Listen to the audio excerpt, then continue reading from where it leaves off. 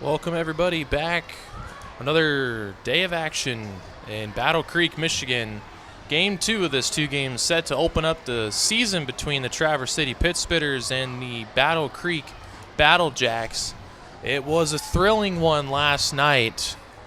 The Traverse City Pit Spitters trailed early as the Battle Jacks struck for the first run of their history in the first inning. Traverse City scored 2 runs in the top of the third. Battle Creek got both runs back in the bottom half to go up 3-2. Traverse City would tie the game in the 5th inning, and then in the 6th, scored 2 runs and RBI hits from Brendan Summerhill and Evan Orzek to go up 5-3.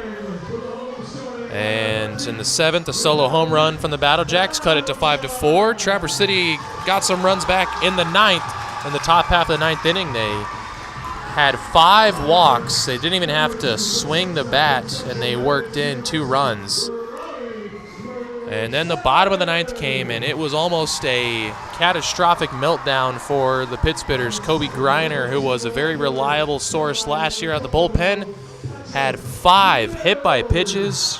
The Battle Jacks tied the game but left the bases loaded. We went to extras. Trey Truitt III had the game-winning hit. A base hit to the left side, an RBI single. In came Carson Fisher to close the game out. Stranded the runners on third and second. The tying run on third, the winning run on second with only 1 out. Got 2 strikeouts to end the game and win it 8-7 for the Pit Spitters to open up the season. The Pit Spitters are on their championship tour. They won the Northwoods League last year, so they're the defending champs. And when you're the defending champs, not once but twice winning the league as well in 2019, you're always going to have a target on your back, and you are going to be the team in the league that gets everybody's best shot. You don't have an easy game when you're the defending champs. Everyone knows exactly what their mission is, and they're playing to beat the defending champs. So I would expect more of the same here in this game, that Battle Creek will give their best shot to Traverse City, and the Pit Spitters have to be ready and deal with those blows. The starting lineup for the Traverse City Pit Spitters, it's going to be the exact same as yesterday. So very quickly we'll go through it. Evan Orzek batting first. He's the designated hitter. Only switch in the lineup. Orzek is the designated hitter. In Smallwood, it will be the catcher. So those two just switch positions. So it's Evan Orzek, followed by Trey Truitt, Jake Smallwood, Hayden Yachik, then Lucas White, Alec Atkinson, and Camden Trafficante, and finishing off will be Dane Smith and Brendan Summerhill. Pitching for the Pit Spitters will be Anthony Ramirez, who was a reliever last year for Traverse City. He gets the nod today to start the game. On the other side, we'll get through the starting lineup in the bottom half, but the defensive positioning for the Battle Jacks, very similar to yesterday. Actually, it's almost the exact same. Just like the Pit Spitters, they're going to switch their designated hitter and catcher. So Billy Hancock was the DH yesterday. He'll catch today. That means Darren Dolney will be the DH. Around the horn, Joey Grabansky at first, Fisher Pyatt at second, Robbie Merced at short, and Dylan Kark, a new player, was in the lineup yesterday. He's here today. He'll be at third base from Michigan State. The outfield, the same as yesterday. Patrick Mills in left, Raphael Gomez Jr. in center, and Isaiah Gibbs in right.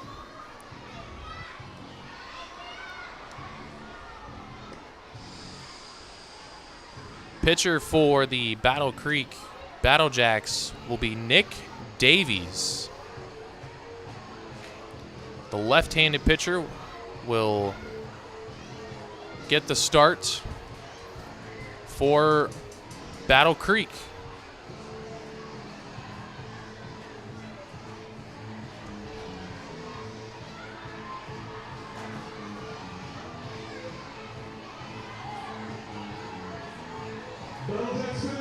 Nick Davies is a 6'3", 190-pound junior from Brock University.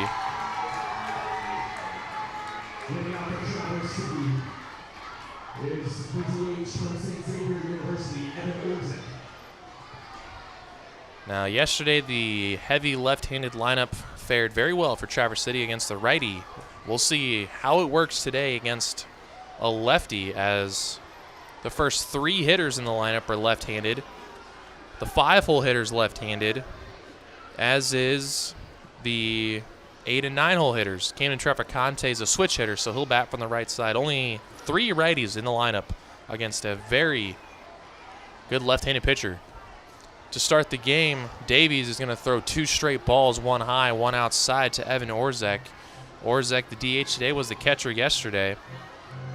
And he's here in the leadoff spot because he hit almost 400 in his spring season with St. Xavier University with a .531 on-base percentage, meaning he got on base more than half the times he stepped up in the batter's box. 3-0 the count, so Orzek leading off will most likely take this one all the way and try to work himself on base to start the ball game. See if Davies is able to throw him a strike. He does so on 3-0, makes the count 3-1. So 3-1 now. Orzek has the right to swing away if he so chooses.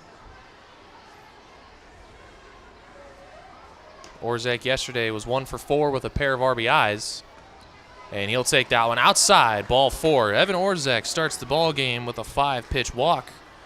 Traverse City as a team yesterday walked 12 times. They had 13 free passes when you add in 1 hit by pitch. Every single batter in the lineup almost walked. 1 through 7 all walked, and then Dane Smith was hit by a pitch. So a free pass issued to the first 8 batters. Brendan Summerhill didn't walk, but he had a big RBI hit in the ball game. In steps now Trey Truitt III from North Carolina State University. Truitt was the brightest spot yesterday, where there were plenty of bright spots with a team that had 8 runs on 8 hits, 12 walks. Truitt had 2 hits, went 2 for 3 with 2 RBIs, had the game-winning RBI in extra innings. He also had 3 of the 12 Traverse City walks. So got himself on base 5 times. And those were his last 5 at-bats. The only time he didn't reach base, the first at-bat for him in the ballgame yesterday, flew out to left field. He's got a 2-0 count, so struggling on the mound is Davies.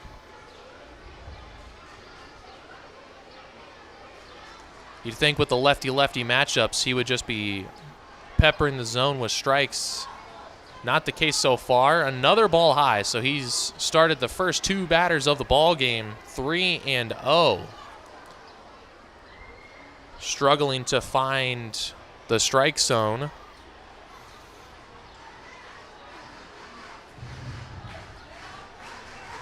Truitt most likely taking all the way here.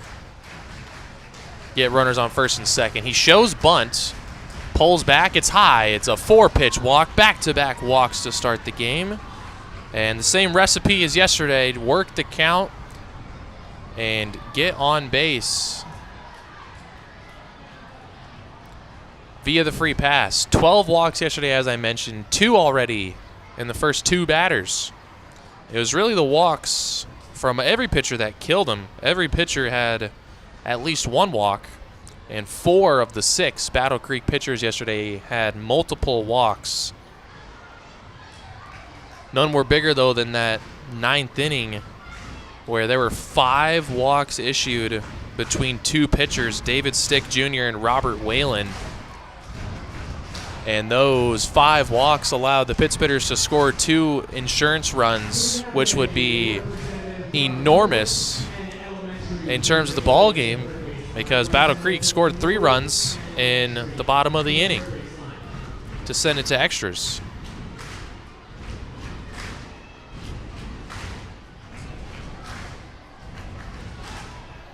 Mound visit here with the pitching coach. Trying to calm down his pitcher, who's already in some trouble, already in the first.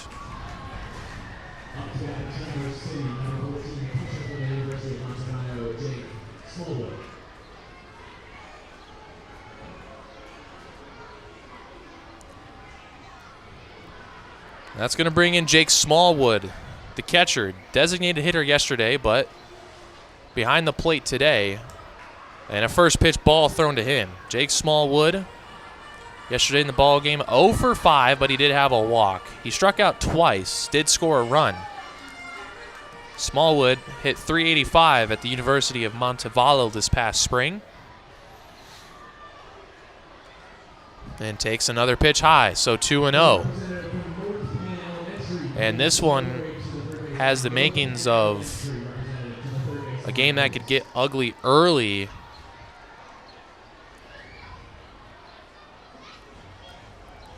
Pitch count a big factor. Once you throw 35 pitches, your game is essentially over.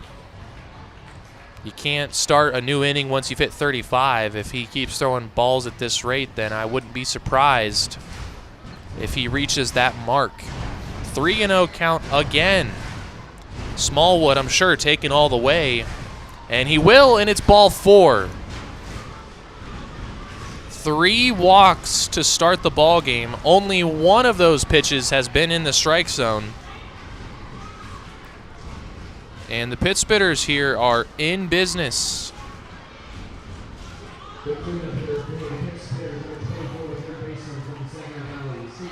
And now this is a prime position to be in if you're Traverse City, as you've got your first right-handed hitter up. So now you have the matchup advantage with a righty, with Hayden Yachik, who's got a lot of pop against the lefty. Bases loaded, nobody out. First pitch to him is dealt high.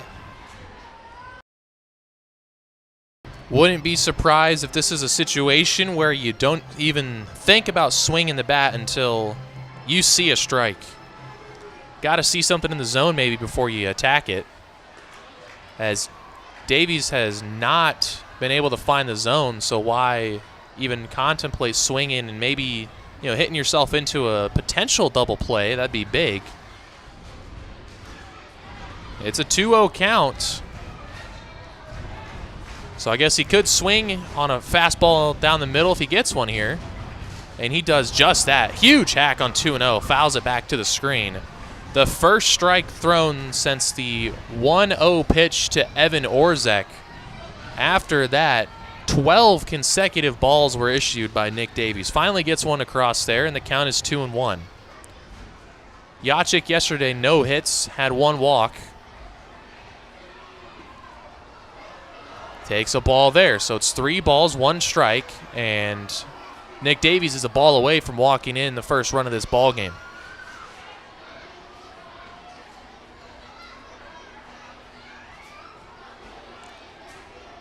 Already looking at the live stats, 17 pitches have been thrown. Here's number 18 in the zone. Yachik to right field, and that will drop in for a base hit. The throw coming home, cut off. Back pick to third, and in there just ahead of the tag is Trey Truitt. So an RBI single for Hayden Yachik. His first hit of the season.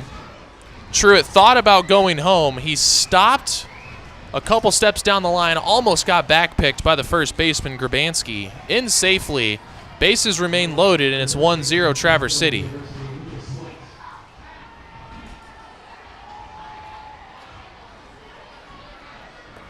Mentioned it yesterday, but Traverse City so far in their history has really had Battle Creek's number, as Lucas White, the first baseman, sees a first pitch strike. Mentioned it yesterday over the air, but there was a stretch in the season. Traverse City went 8-4 against Battle Creek last year. As that ball's hit to second, could be 2. The flip to short, they'll get 1, and it's a double play, but a run does score.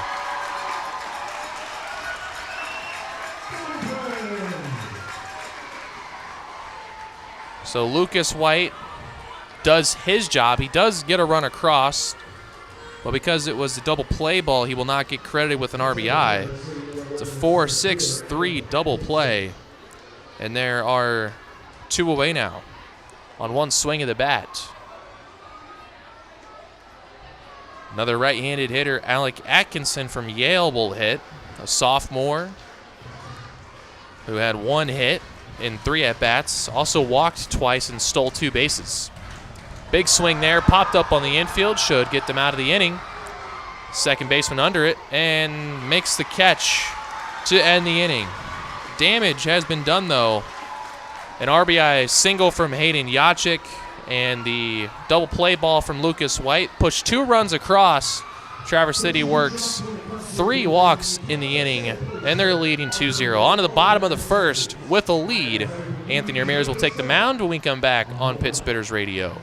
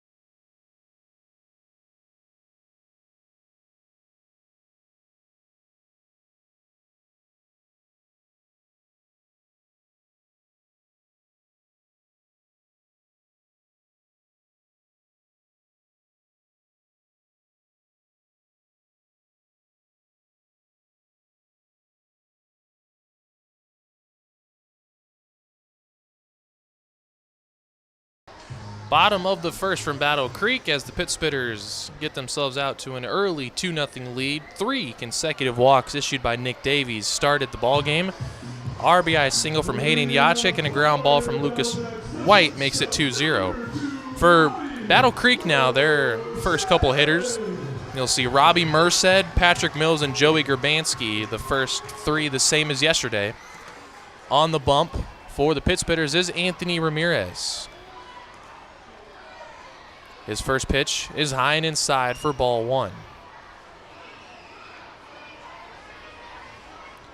Ramirez deals 1-0, hit down the line, and just a little foul. Anthony Ramirez is a freshman at Stanislaus State out in California. Past season, he put up a 2.86 ERA in 44 innings pitched as he deals a strike. So it's 1-2 to Robbie Merced. Merced yesterday was 0 for 6 in the ball game. That one high and tight. Merced is able to avoid being hit, and the count runs to 2-2. Merced struck out with the runners on third and second to end the game last night. He faces a 2-2 here. Ramirez fires. Swing and a miss. Merced tried to check up. He was not able to, and he goes down on strikes. Starts today's game the way he ended yesterday's game with a strikeout. So Ramirez starts his season with a punch-out.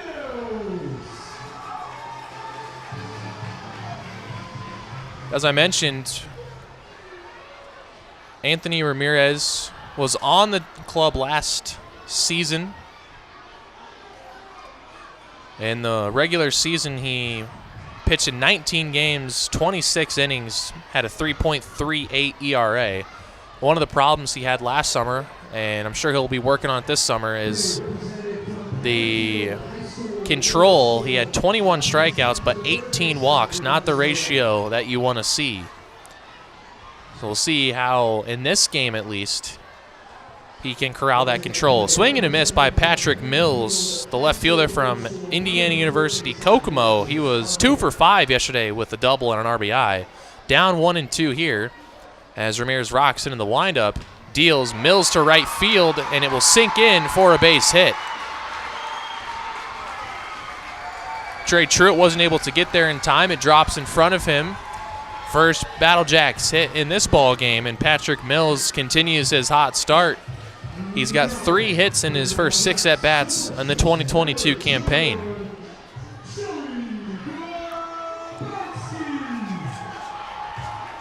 And now is Joey Grabansky, 3-hole hitter. Was 2 for 4 yesterday with a RBI, a hit by pitch. He scored once as well. Had some very good at-bats in yesterday's ball game. Grabansky knocked in the first run in Battle Jacks history. In the bottom of the first, he singled up the middle to score Patrick Mills after his double. He added another hit later in the 5th.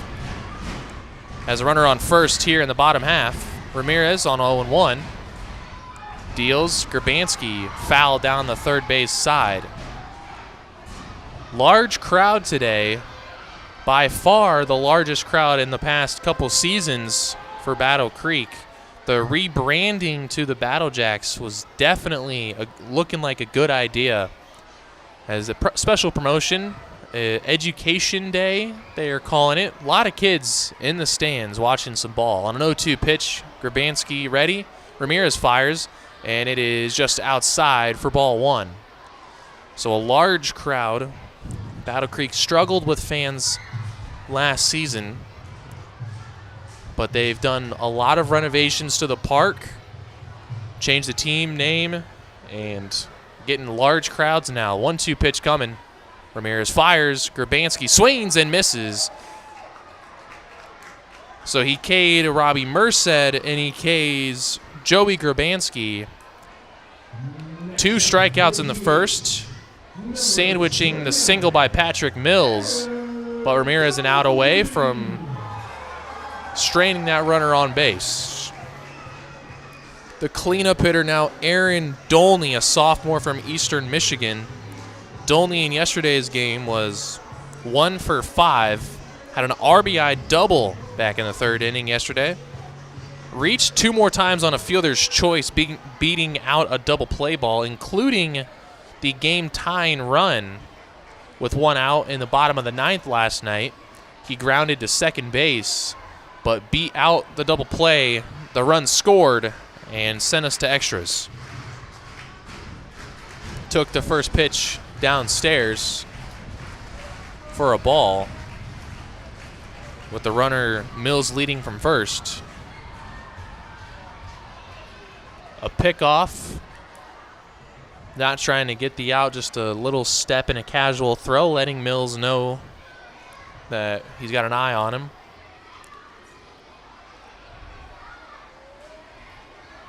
Dolney posted a good average at Eastern Michigan in the spring, trying to carry it over to the summer.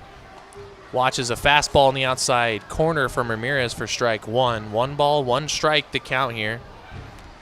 Dolney was the catcher yesterday. Has moved to the designated hitter spot because of the weather. It was hot last night. It's hot today, so don't want to overwork your catchers. Both teams doing the exact same things, just swapping their catchers and designated hitters. So the guy on deck, Billy Hancock, was the designated hitter last night. He'll do the catching today. 1-2 the count after a foul ball by Aaron Dolney. And Ramirez is a strike away from striking out 3 and getting out of the first. Righty against lefty here. Ramirez deals outside a little bit. Looked like a changeup. And the count even at 2 balls and 2 strikes. Not sure if Patrick Mills is a good runner. There were no stolen base attempts by Battle Creek last night. Traverse City, on the other hand, stole 4 bags. So we'll see if Mills tries to take off on 2-2. He does go, and the pitch is fouled left side. Yachik might have a play off the glove and not able to capitalize on a foul ball. He had a ball yesterday that he dropped in on the infield. A pop-up by Robbie Merced in the 3rd inning went off of his glove. Merced ended up at second and would score off of that error. So that one in foul grounds off his glove. With 2 outs, would have ended the inning. We'll see if Dolney can make him pay for the extra opportunity. 2-2 again. Ramirez deals, and strike 3 called. So the dropped foul ball will not hurt Ramirez and the Spitters. He strikes out 3 in the first, out of the inning, and we go to the second. 2-0, Traverse City on top. Be back in a minute here on Pit Spitters Radio.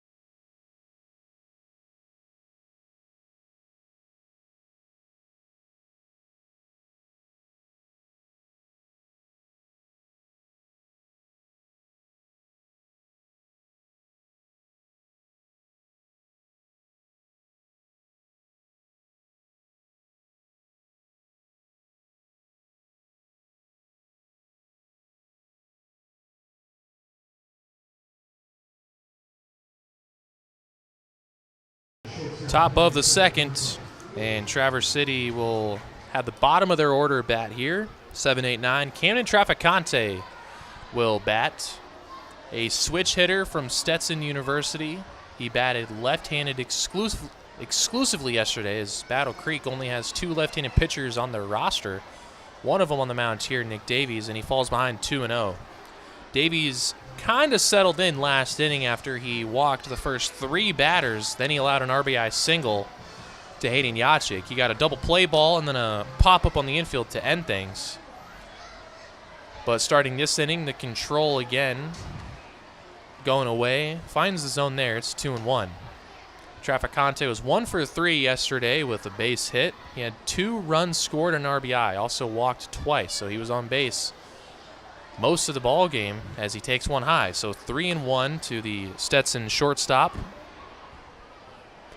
Was on the team last year, played very valuable innings all season long. Ready for a 3-1 pitch. Davies fires. Big swing and a miss from Traff, and the count runs full. Davies threw 22 pitches in the first, so working in the hot sun. Has a 3-2 here. He fires, and well high. Trafficante will go down to first on a leadoff walk. Already 4 walks in the game issued by Davies, and another leadoff walk for the Traverse City Pittsburghers. Now this is going to be an interesting stretch for both sides. Davies has the advantage over the next 5 hitters. The next 5 batters all hit from the left side against the lefty pitcher. Smith's the hitter. Had a pretty good game yesterday. A couple hits. Was working himself on base plenty. Also was hit by a pitch, so he was on base 3 times and 5 trips to the plate. Was 2 for 4 with a run scored. The second baseman from Aquinas College takes strike 1. Trafficante leading off of first. Got the speed to steal if he so chooses. Doesn't go here, and the pitch is a little high for ball 1. Mentioned yesterday, Josh Rebant gives his players total liberty when they want to steal bases. He doesn't give them signs. It's all up to them, their call. A little tougher to steal with the lefty. Traff does not go, and the pitch is inside corner. Strike 2. Nice breaking ball. Started inside and painted the inside part of the plate. So 1 ball, 2 strikes. Smith's behind in the count.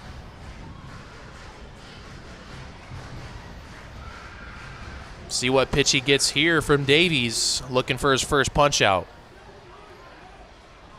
Breaking ball started off the outside corner and kept moving off the corner. Count even, 2 balls and 2 strikes.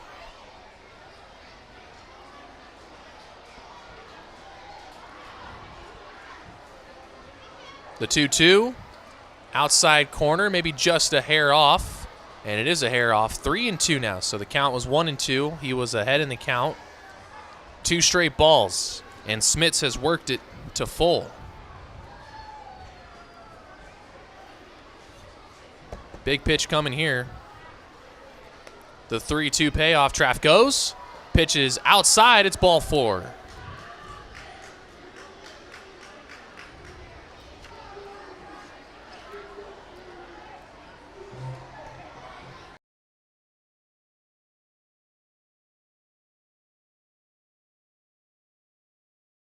So first and second here for the high school senior, recent graduate, Brendan Summerhill.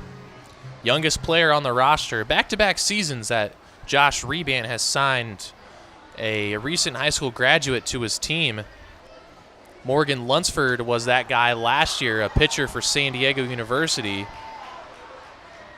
As Summerhill pops up on the third base side, and it is caught by the third baseman Dylan Kark.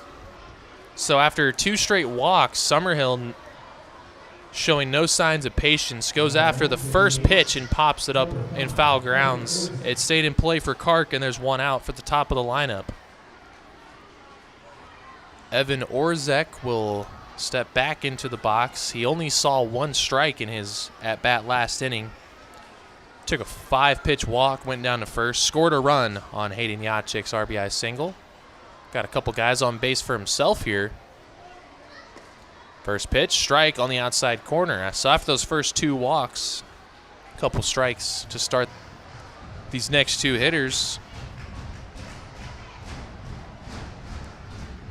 Davies might be finding the groove a little bit, hitting the zone. Breaking ball in the zone there, so ahead for the first 0-2 count that he's seen. Gets ahead of the leadoff hitter, Evan Orzek. No balls, 2 strikes on a fastball and a breaking ball. What's he going to throw here to the designated hitter from St. Xavier University?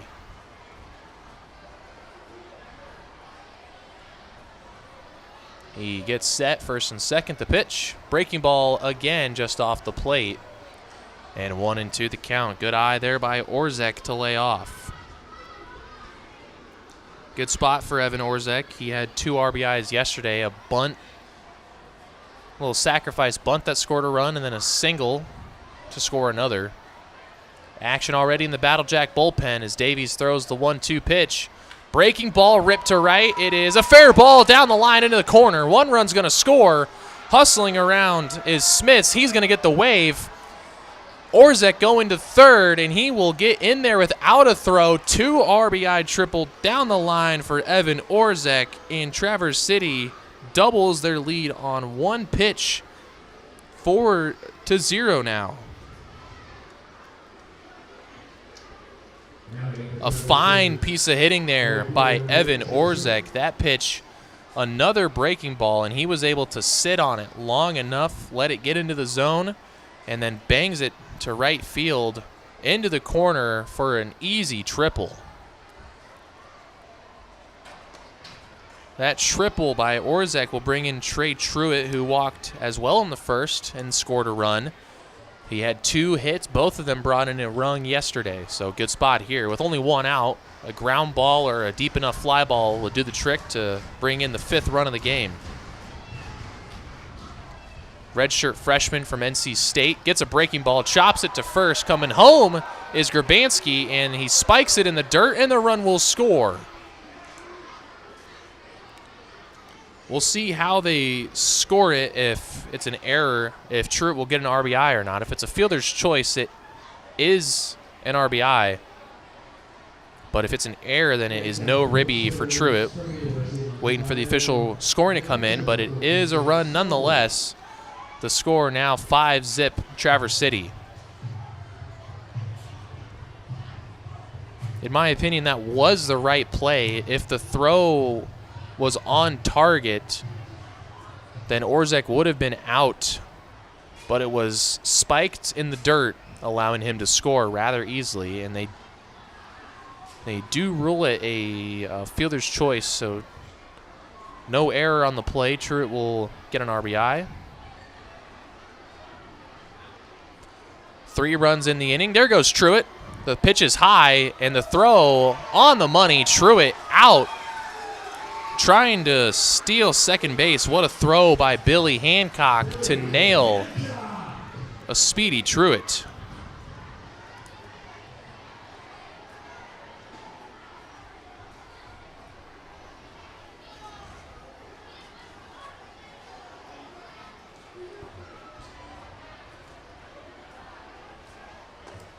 Little check swing, and yes, he did go, said third base umpire. Jake Smallwood went through that one, so it's 1-1 the count. No runner got caught stealing yesterday, so that's the first caught stealing on the season. 1-1 pitch is right down the middle, strike 2. 1-2 the count to Smallwood. Smallwood walked as well, got stranded at third to end the first. Has a 1-2 pitch coming with 2 outs. Davies deals, and a breaking ball that didn't make it to home plate. Bounced it front, blocked by the catcher Hancock.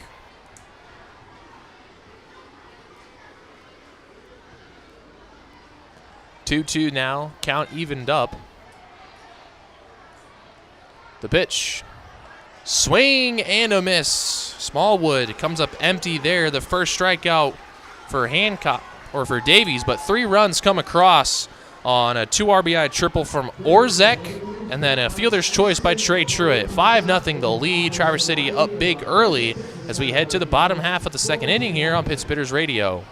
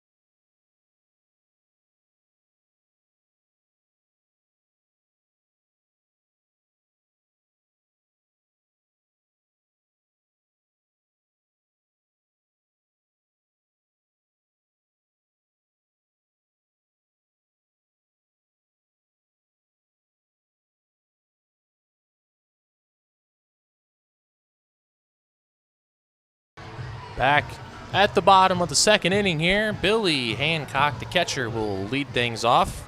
Pittsburghers added to their run total. They scored 2 in the first, added 3 in the top half of the second. And Anthony Ramirez back to work.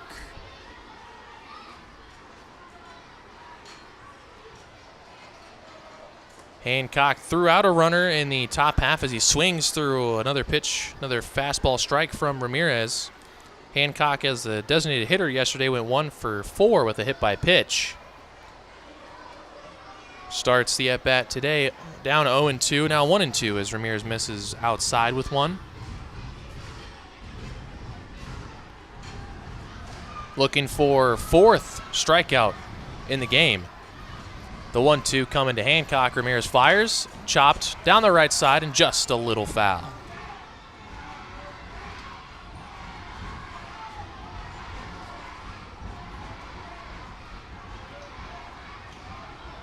Evan Orzek had a 2 RBI triple in the top half to get 2 runs across. The 3rd run came across on a fielder's choice by Trey Truitt.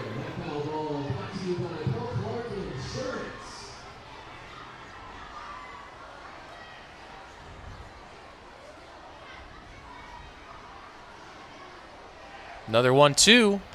Chopped softly to short. Trafficante charging in, makes the play, bobbles the ball.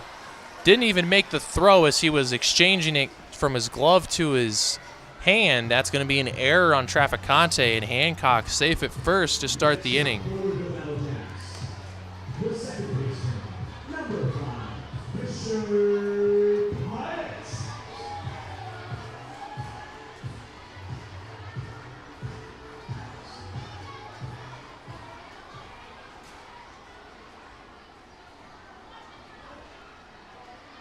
That'll bring in Fisher Pyatt. Was one of the best hitters yesterday for the Battle Jacks. Was 2 for 4, had a single and a home run to right center field. The first home run in Battle Jacks team history.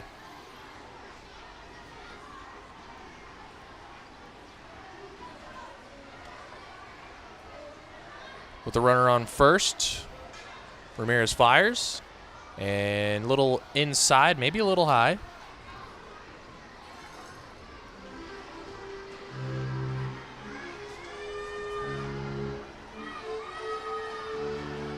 Two-0 hitters counts for a dangerous hitter.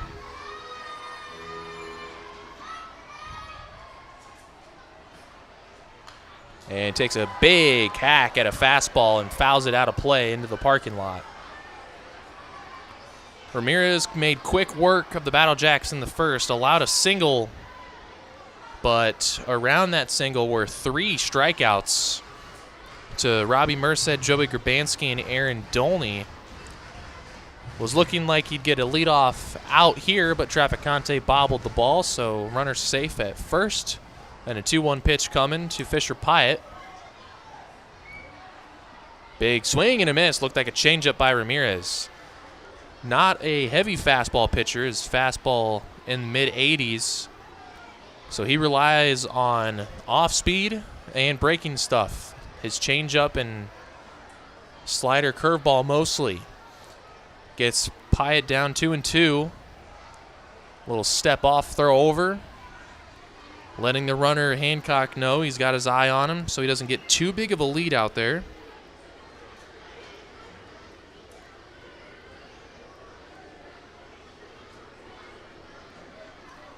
Two-two pitch coming to Pyatt. Deals. And Pyatt will foul it off. Down the left side and out of play.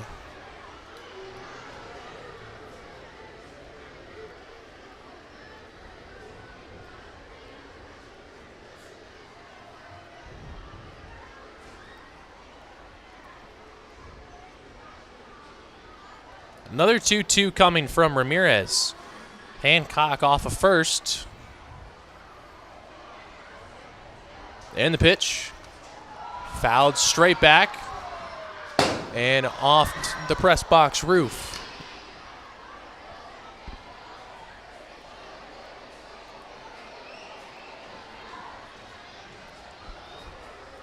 So Pyatt fighting at the plate.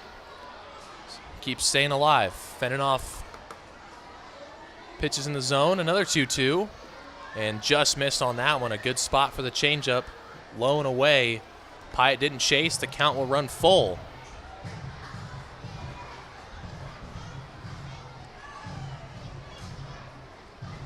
Three-two pitch coming with the runner on first. Ramirez deals.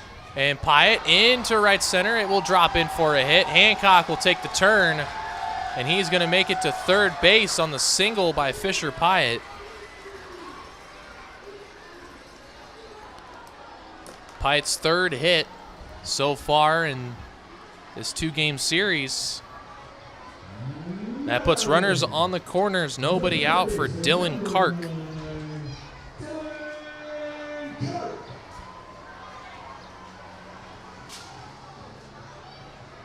Dylan Kark, a sophomore from Michigan State University.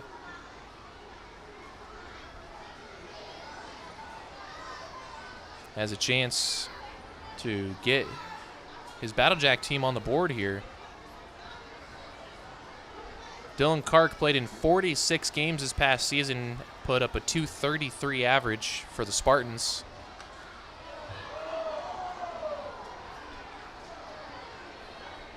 Played 8 games in 2020 before the season was canceled due to COVID, and then played in 27 games in 2021. Only started 12 of those, though. But a starter this past season.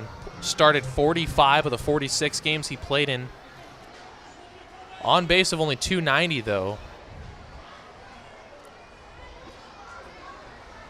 A pretty low mark for a collegiate Big Ten player.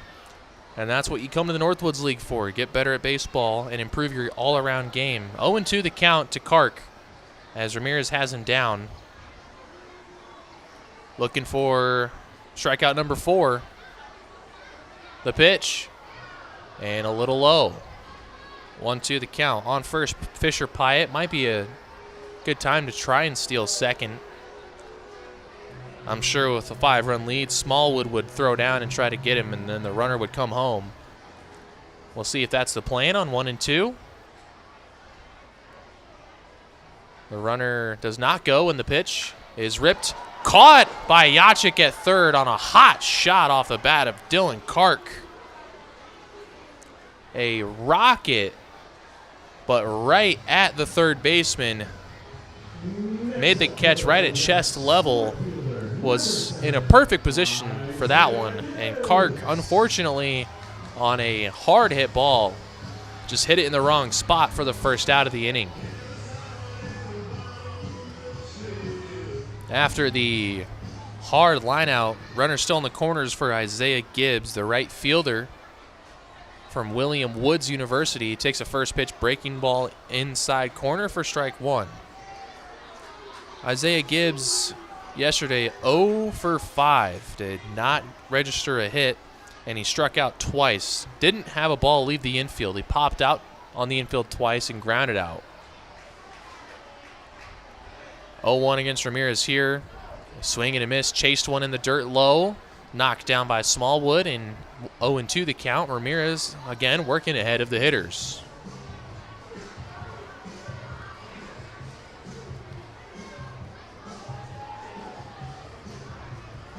With runners on first and third to start the inning with nobody out, Ramirez got a line drive out to third, and now can get a second out here on a strikeout.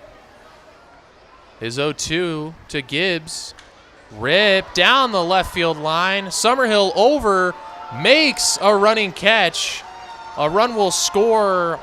It's going to be a sacrifice fly for Isaiah Gibbs. Battle Jacks on the board, but what a running catch by the 18-year-old. Out in left field.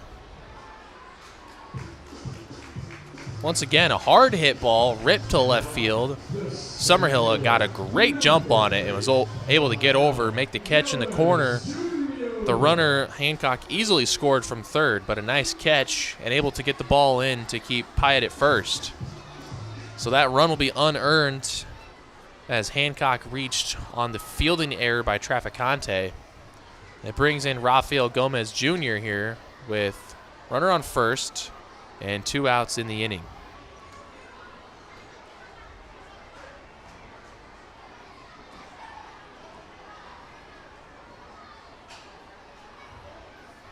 5-1 lead, 1-0 the count. Ramirez fires to Gomez. Breaking ball. Thought he got the inside corner, a little inside, and it's 2-0. Rafael Gomez Jr. from Middle Georgia State.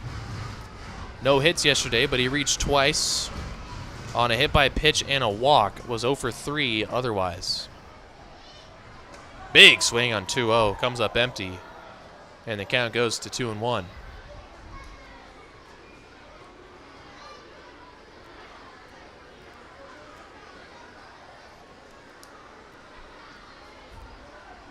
Center fielder for the Battle Jacks trying to continue this little rally with 2 outs.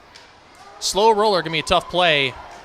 Trafficante fields, fires the stretch, and just not in time. Gomez able to beat it out. He's going to get his first hit of the season on a slow roller to short.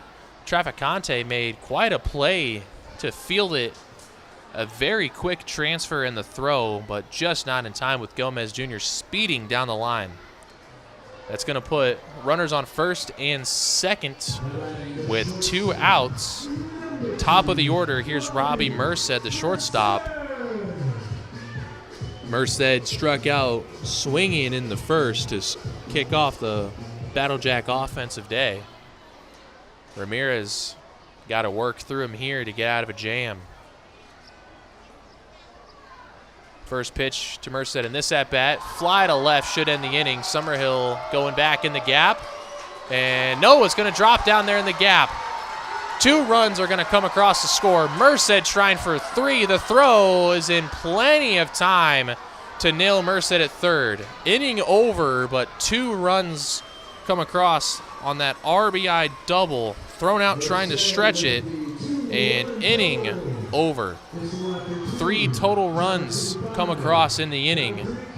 The score, Traverse City 5, Battle Creek 3 now, as we go to the 3rd inning here in Battle Creek, Michigan on Pit Spitters Radio.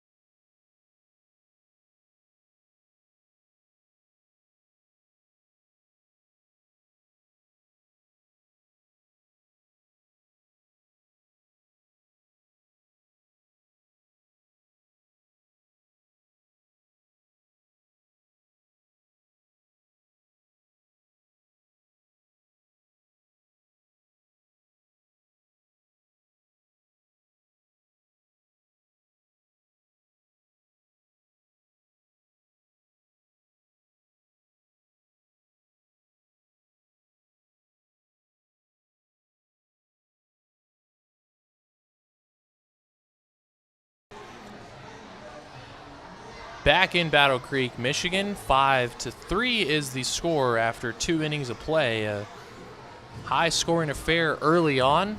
Traverse City scored 2 in the first, 3 in the second, and then Battle Creek scored 3 of their own in the second. Only a couple of those earned, though, as 1 run was scored off of an error.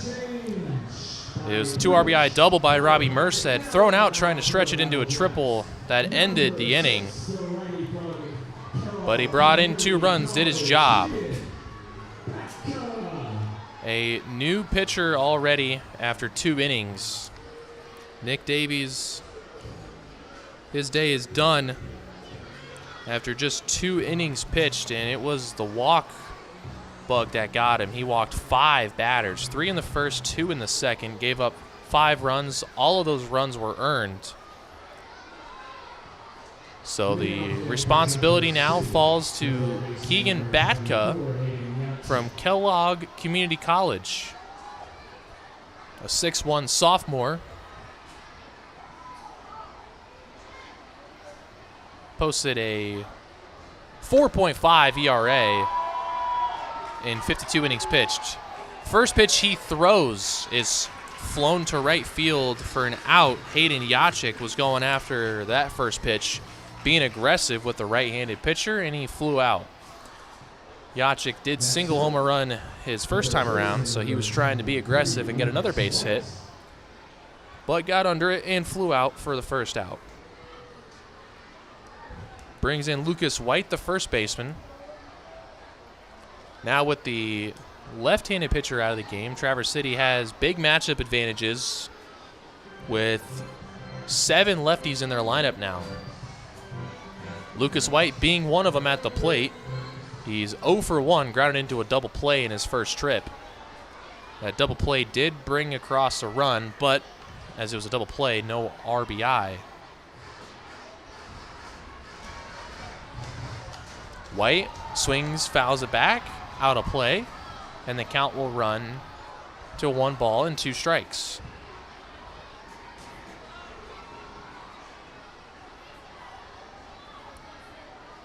The 1-2 pitch coming from Batka.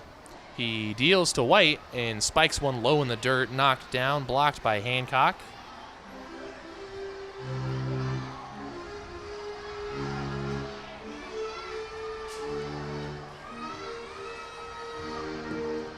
White came up empty yesterday with no hits, but he did walk twice.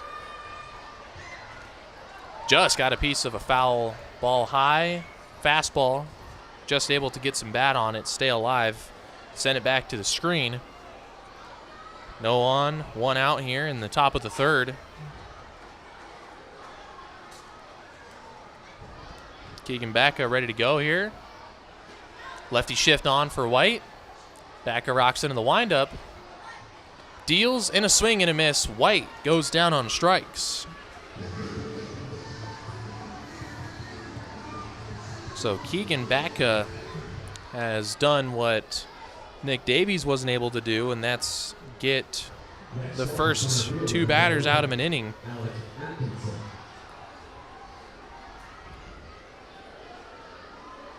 Davies did only give up 2 hits, but it was the 5 walks that hurt him as he gave up 5 runs. Alec Atkinson, the center fielder from Yale in now, popped up on the infield to the second baseman his first time around. Batting here with no one on and 2 outs. Takes a fastball strike, 1-1 the count. Atkinson with a diving attempt on that Robbie Merced double last half inning. Almost was able to get there, just out of reach of his glove. But a good backup by Brennan Summerhill. The relay got Merced to end the inning. 2-1 the count to Atkinson here. Down the third base line, snagged by the third baseman Kark across the diamond in the dirt, and Grabansky was not able to pick it out of the dirt. So Atkinson will reach safely. Believe it will be a throwing error on Kark. We'll see how they officially score it, but it should be an E5. And yes, it is a throwing error by Kark. He made a nice play fielding it on the short hop, but he threw it just a little low. And Grabansky got glove on it, but he wasn't able to corral it for the out. So the inning will continue. Atkinson, who stole 2 bags yesterday off of first, with Trafficante at the plate. And he tried to put a bunt down with 2 outs, trying to bunt for a hit, and he sends it out of play. Well, that's the strategy. If you're going to bunt for a hit, you either want it to be a perfect bunt or to go foul. You don't want to give yourself up. Atkinson off of first with a good lead. Pick over almost, and they got him. Atkinson picked off with an aggressive lead. Nice quick move by Keegan Batka to get out of the inning. So the 2-out error will provide nothing for Traverse City. We go to the bottom half of the third now. 5-3, still the lead when we come back on Pit Spitters Radio.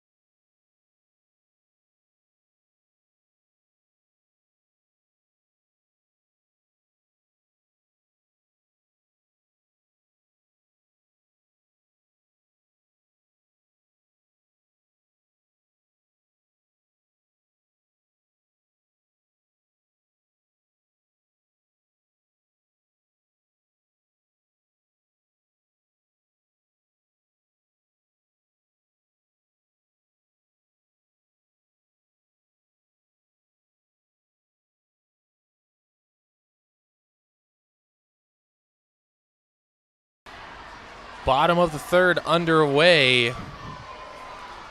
Ramirez back to work after giving up 3 runs last inning. Facing 2, 3, and 4. And the Battle Creek lineup gets a check swing from Patrick Mills. He went around. Mills singled back in the first, but didn't move off of first base as Ramirez struck out 3. No strikeouts registered in the second. And he's back to work here in the third. 2-1 count to the left fielder. Ramirez deals and fouled right back into the seats. The count will even at 2 balls and 2 strikes. Wind blowing from left to right. It will favor the left-handed hitter in this ball game. And a 2-2. Mills to right, Truitt over, and makes a terrific sliding grab for the out. What a catch by Trey Truitt over there by the line. And he needed to make that catch because that was a fair ball. What a grab for out number 1.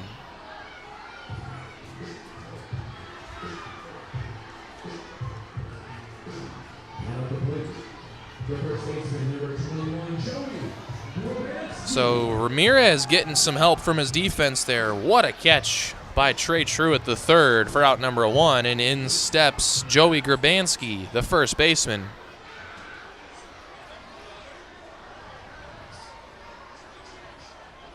Grabansky out on strikes in his first trip as he swings through one there.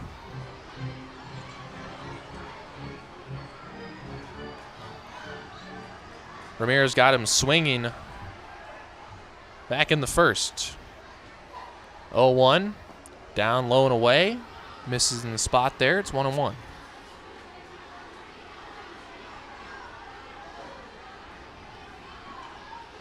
Grabansky with a good ball game yesterday. Couple hits as he chops one down the third base side and a little foul. So down 1-2, Ramirez punched him out in the first. A chance to do so here in the third.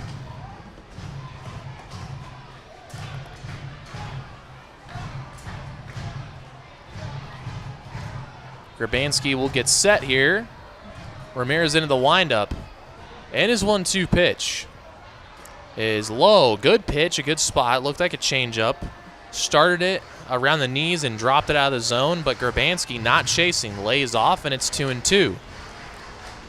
Another 2-strike pitch coming.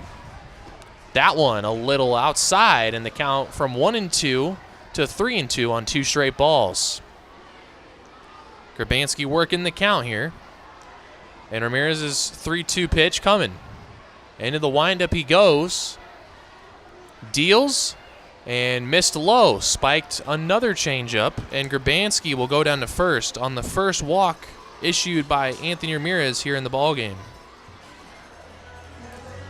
The control had been pretty good up until that point when he was ahead in the count 1-2. Lost him on 3 consecutive balls.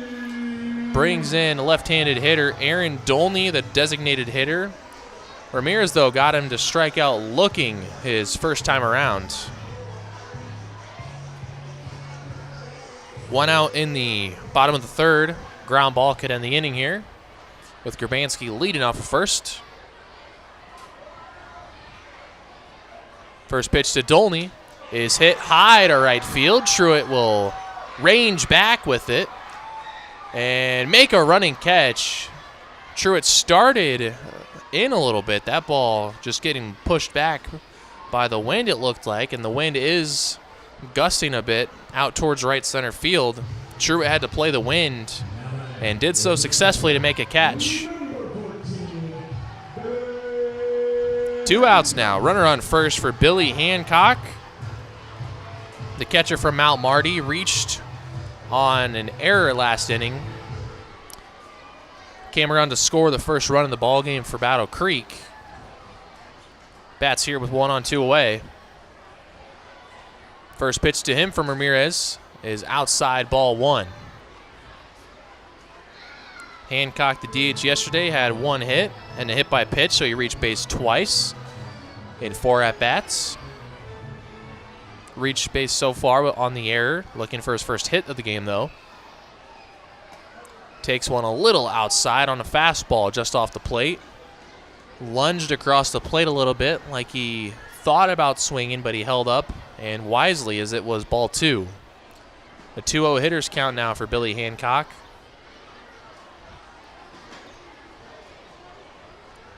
Ramirez set. 2-0 pitch is popped up right side. Should get them out of the inning. Smits, the second baseman, over to make the catch, and inning is over.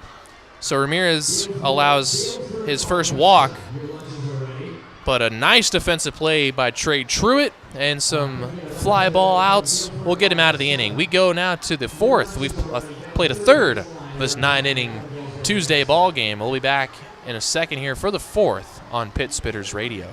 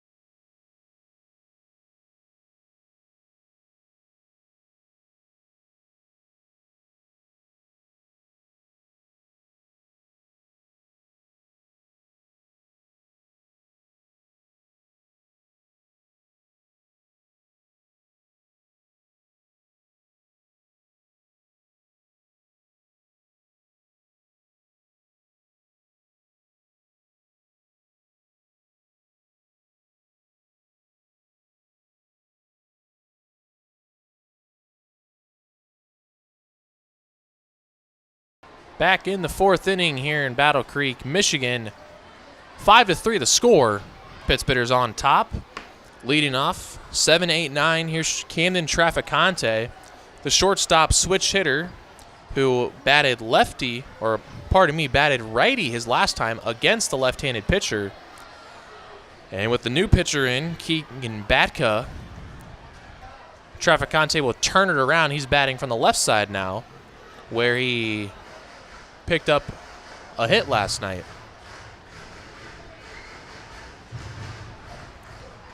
1-1 count to him. He walked and scored his first at-bat in the second. Hard hit, right side. Nice diving play by Grabansky. The throw to first, though, gets away. Safe at first is Trafficante. That's going to be an interesting scoring decision there, because Grabansky, what a play he made to keep it in front and knock it down, keep it in the infield, but the throw to Batka covering was offline. Most likely just should be a hit, because that's a very tough play on the dive to throw it from the ground. And it is a single for Trafficante, so it will be his second hit of the season. Got a hit yesterday, a hit here to lead off the inning. And Traverse City, for the third time in 4 innings, will start putting their leadoff man on base. And now Dane Smith, left-handed hitter, walked his last time around. First pitch swinging, comes up empty. Smith's had a pair of hits in yesterday's game. This is the part of the lineup that can do some damage with Traff, Smith, Summerhill, and then the top of the order with Orzek, Truitt, and Smallwood. That right there is 6 consecutive left-handed hitters against the right-handed pitcher. A pick over, but Trafficante back in safely. Batka did pick off Alec Atkinson to end the third, so I'm sure Traff will be a little closer to the bag here. Fouled away again. Smith's down the line, and it will get towards the Traverse City bullpen. Down 0-2 in the count. Batka commanding the zone much better than Nick Davies was. Hitting the zone with fastballs, off-speed pitches, breaking balls. Ahead in the count, 0-2 here to the second baseman for Traverse City. Another pick over, and Trafficante back in with a dive.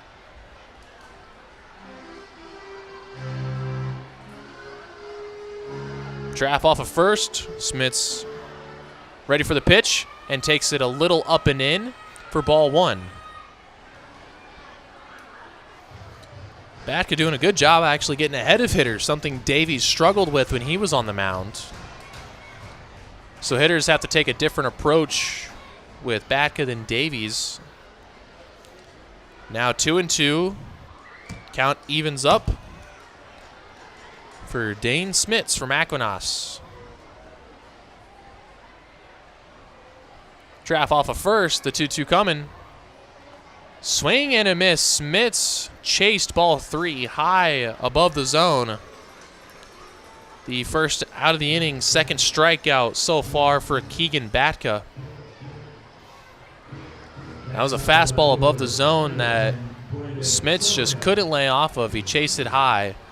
First out, and that brings in Brendan Summerhill, the left fielder. Summerhill, a high school graduate, committed to Arizona to play baseball. The Wildcats playing in a regional, so he's hoping that will be him when he goes to school in the fall. That he's joining a good college baseball team, and they'll continue to have success while he's there. Maybe make his way to Omaha. Another pick over, third time this inning that Trafficante has been picked over on. All 3 times diving back in well ahead of the throw. Summerhill 0 for 1, popped up to the third baseman in foul territory his first time up. Was giddy after back-to-back walks, started the second. He went after the next pitch, first pitch he saw in the ballgame, and popped it up foul. Did have a big RBI hit last night, though. Almost left the yard with a 1-2. Does have that pop for an 18-year-old. As he sees one high here. 2 balls, 1 strike, the count. top of the order on deck, it's Evan Orzek, who tripled home a pair his last at-bat.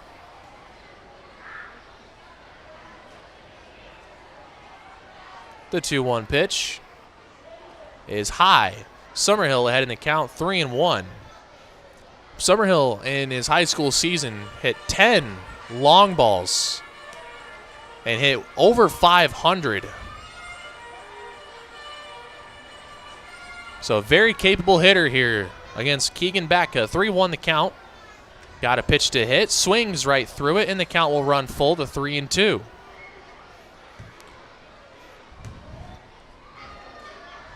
Brendan's brother Colin will be joining the team very shortly from Troy.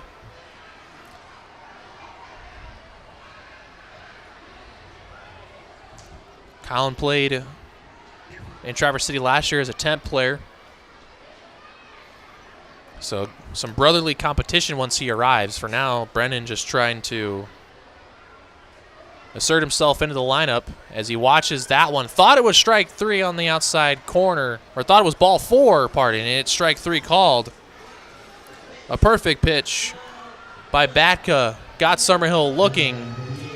Battled back from 3-1 to throw 3 straight strikes.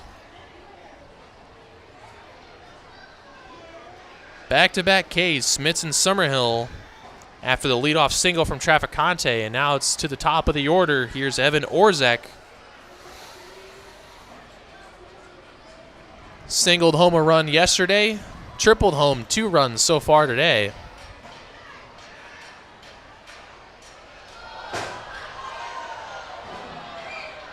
One of those runners that scored was Trafficante after he walked to lead off the second with 1 out, 2 on. Orzek tripled home 2. He's going to need a ball to the gap to score Trafficante here with 2 outs.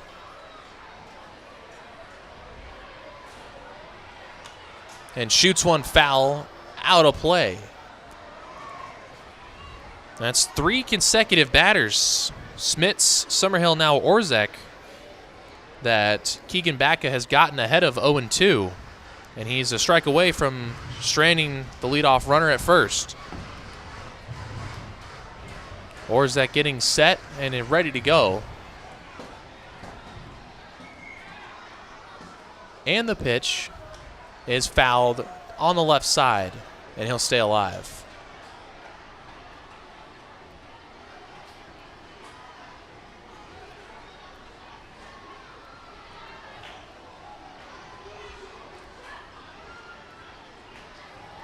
Oh, 2 the count, 2 outs, runner on first in the top of the 4th inning.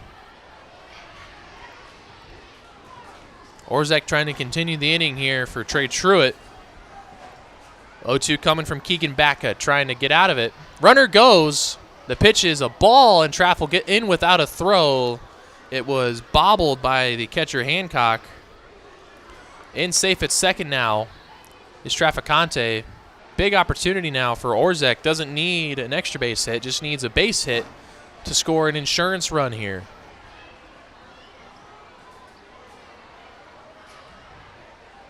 Traff off a second, the 1-2 coming to Evan Orzek. And it's a fastball high above the zone. 2 balls now and 2 strikes. Hancock threw out a runner earlier in the game. Traff tested him there, and Hancock just didn't get the handle on it. No throw down. 2-2 the count. 2 outs with a runner on second. Batka. The pitch to Orzek. Swing and a miss.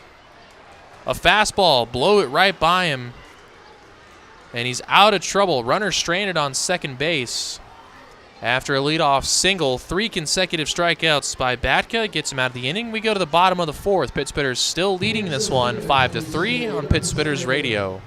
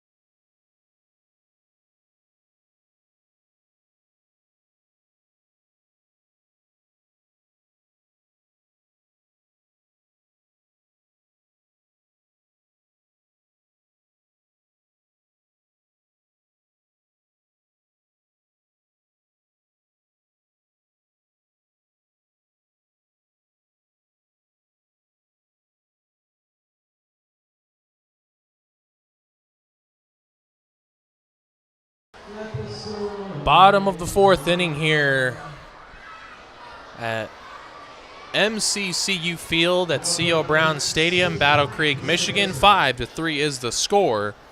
Traverse City's been held scoreless since the second. Ramirez knocks down a comebacker and isn't able to stick with it.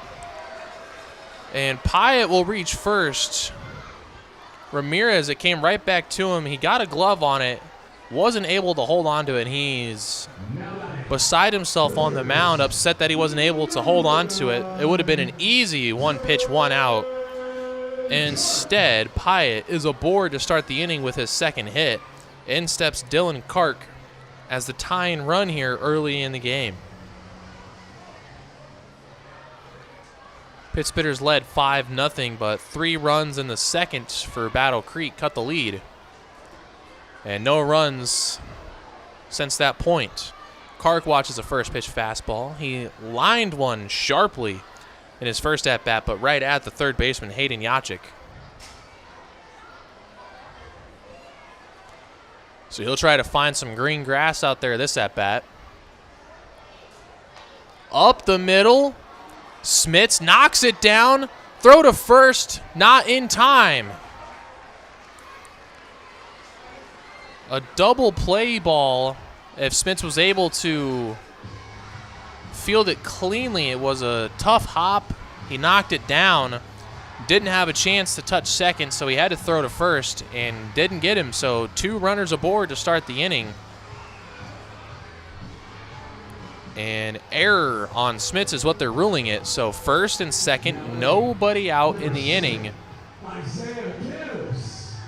Bottom of the order, though, Gibbs is the 8-hole hitter, then Gomez the 9-hole hitter.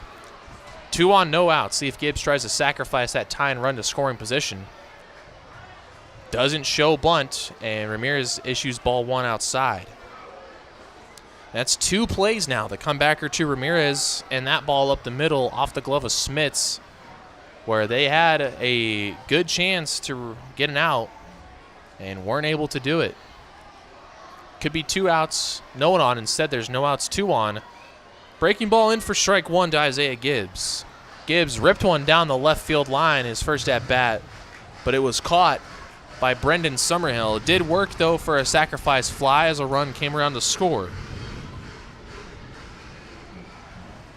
That would be the first of 3 runs in the second inning for Battle Creek. 1-1 pitch coming. Runners take off on a double steal, and it's a foul ball down the line. Little hit and run action there for the Battle Jacks.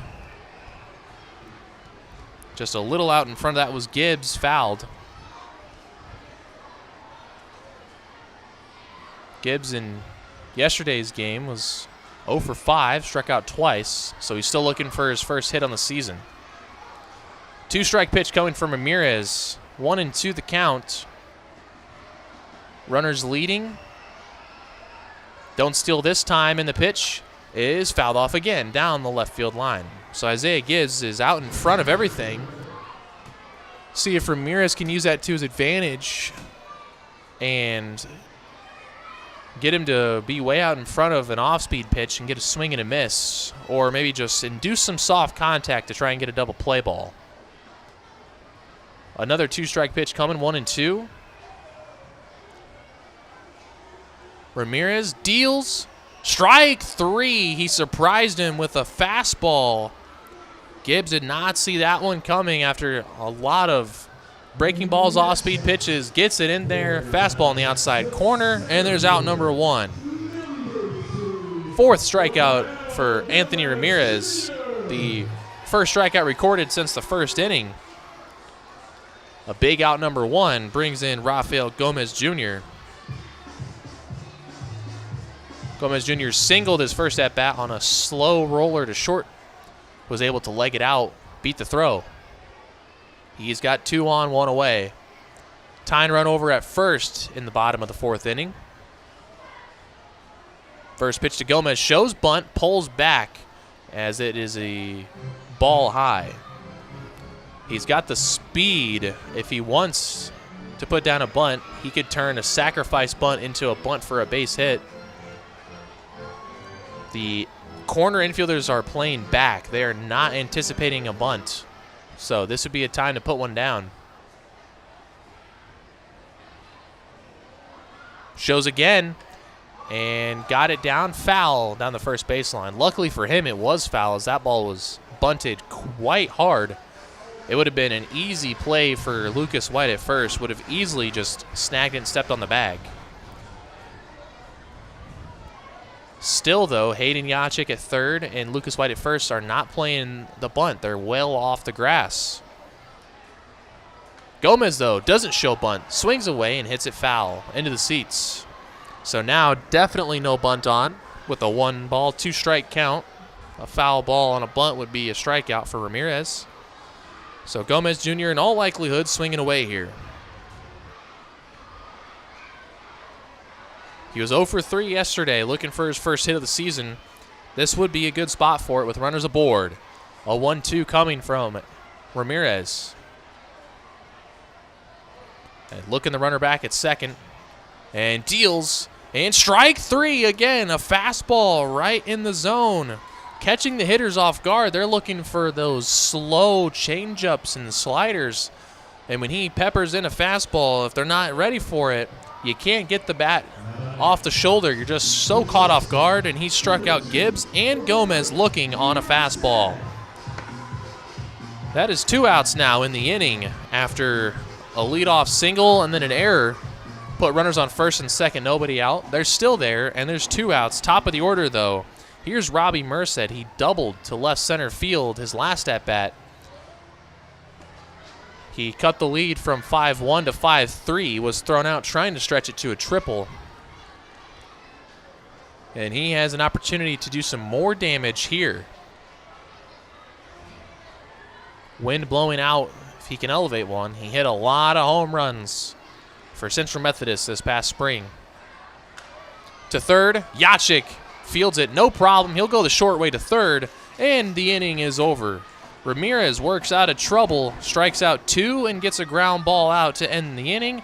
We'll go to the 5th here at C.O. Brown Stadium in Battle Creek on Pit Spitters Radio.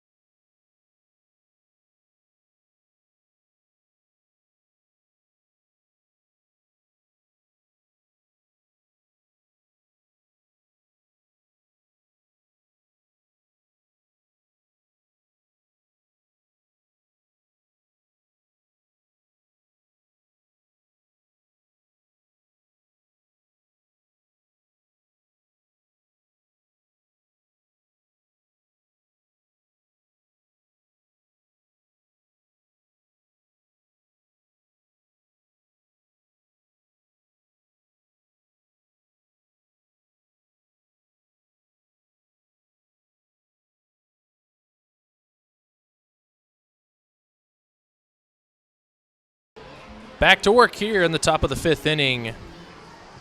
Traverse City on top 5-3 over Battle Creek. A couple strikeouts last inning from Anthony Ramirez got him out of trouble. Trey Truitt, the right fielder, will lead off here in the top of the 5th.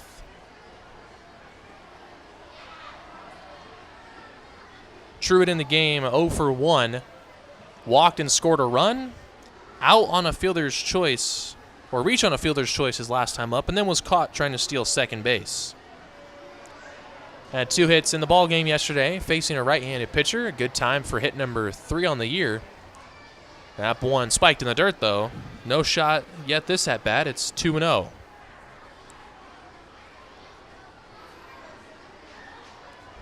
3 strikeouts last inning for Keegan Batka, who's in his 3rd inning of work in relief. Big swing and a foul ball by Truitt into the seats. 2-1 now the count. He saw a fastball and went after it and fouled it off. Leadoff single last inning, and then 3 straight strikeouts got Batka out of it. That ball lifted to left field. Over to make the play and make the catch is the left fielder Mills, and there's 1 out.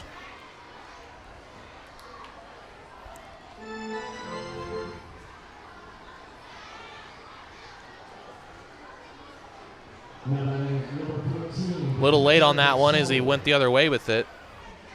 Got under it as well. And that's 4 straight retired by Batka. In steps now Jake Smallwood. He has walked and struck out so far in the game. His first at-bat against Batka. Both his at-bats were against Nick Davies.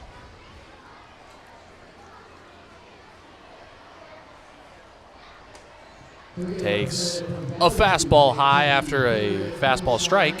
1 ball, 1 strike. Smallwood no hits yesterday, so he's still looking for his first hit. Trying to get one here. The pitch fouled straight back to the screen, and he's behind 1 ball and 2 strikes. Batka doing quite a job on the hill. This year for Kellogg Community College, he appeared in 13 games, had a 5-3 record. 52 innings pitched, had a 4.5 ERA. That one just off the outside corner for a ball. Pretty good ratio, strikes to walks, 60 strikeouts, 28 walks. Had 3 complete games in 10 starts. So he is capable of going long distances. She might be doing here in his 3rd inning of relief. A high fastball swung through by Smallwood. Another strikeout. That is 5 in 3 innings for Keegan Batka. Again, a high fastball. He got Dane Smith swinging through a high fastball last inning. A high fastball gets Jake Smallwood here, and there's 2 outs to start the inning. Brings in Hayden Yachik, the 3rd baseman from Saginaw Valley State. He is Yachik at 372 with a 1,008 OPS this spring. Big swing there, fouls it out of play. Only 4 home runs, but he's got a lot of pop. A good RBI bat. He had 69 of them in the spring.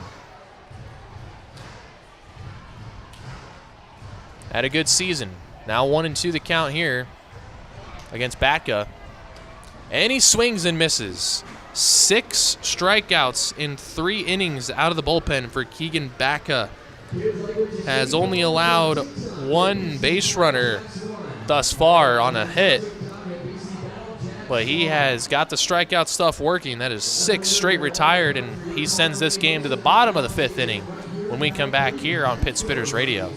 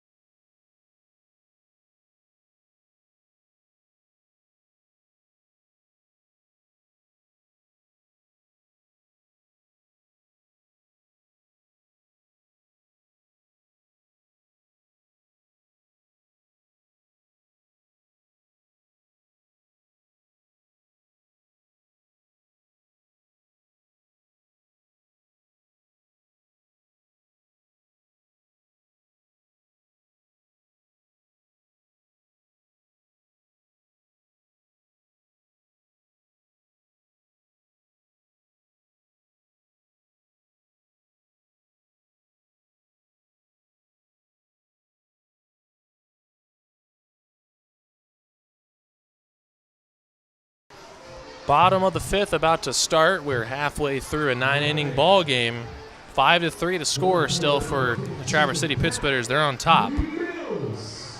It's going to be 2-3-4. Patrick Mills will lead off. He's 1 for 2 in the ball game.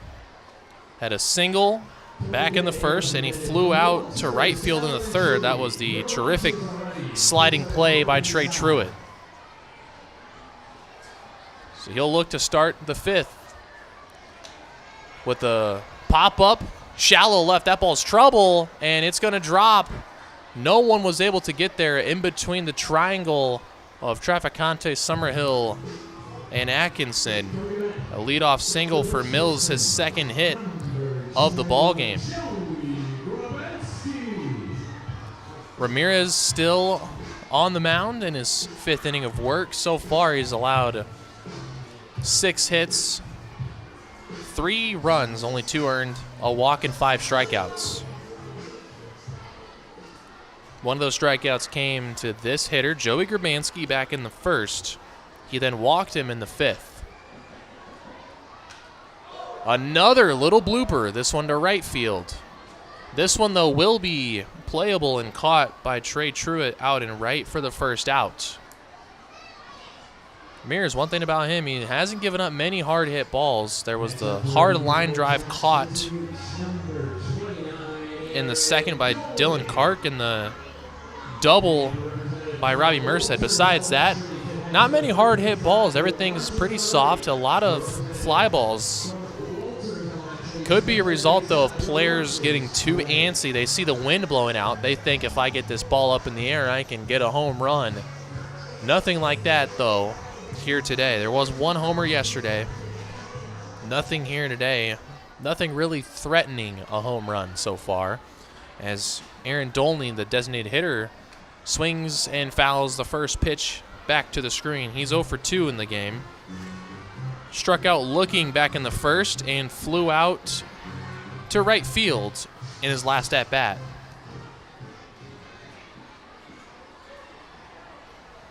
Runner on first, Mills leads off. Swing and a miss way out in front of the changeup there by Anthony Ramirez. He was almost finished swinging by the time it got to the mitt of Jake Smallwood behind the plate. So behind in the count, 0-2. With 1 away. Ramirez looking for strikeout number 6. Gets set on the mound. Settles himself. Kicks, deals, and just a little low. A good pitch, though, and Smallwood gives him the point, as if to say just that that was a good pitch. He hit his spot, but no chase by Dolney. He laid off, and it's 1-2.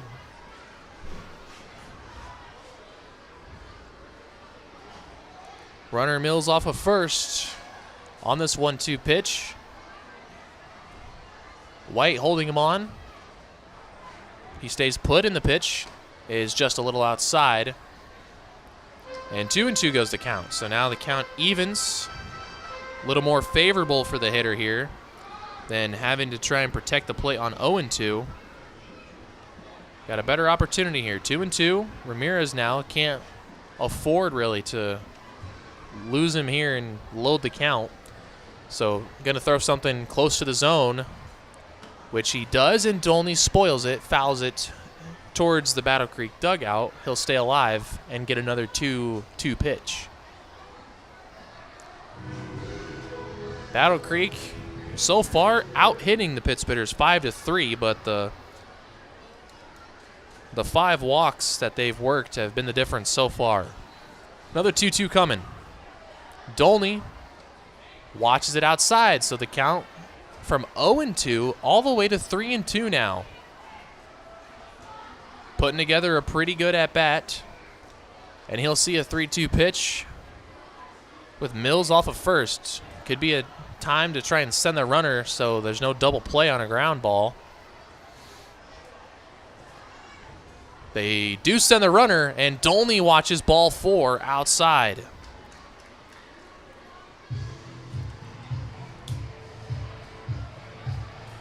So Anthony Ramirez went from an 0-2 count through a couple balls then a foul ball, and then a couple more balls.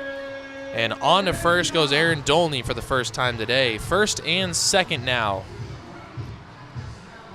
with one away for Billy Hancock. The tying run aboard at first. It's another inning with runners aboard. No clean innings for Ramirez so far. He's put at least one runner on base in every inning. One in the first, 3 runs scored then in the second, 1 in the third, 2 in the fourth, and now 2 in the fifth. The batter, Hancock, is 0 for 2. Reached on an error in the second and scored, and popped up to the second baseman back in the third. He's got the tying run over on first with 1 away. First pitch swinging in this at-bat and fouls it straight back to the screen.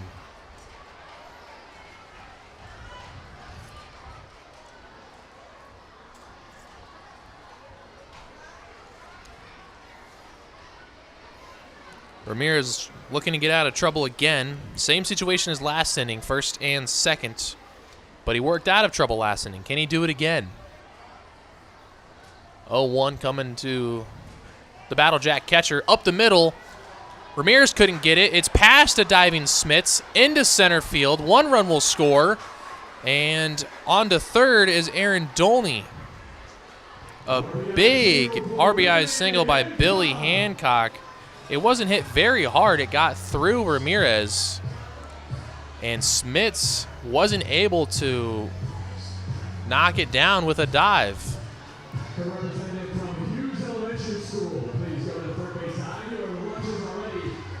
So now not only does 1 run score, another runner moved up to third on the base hit.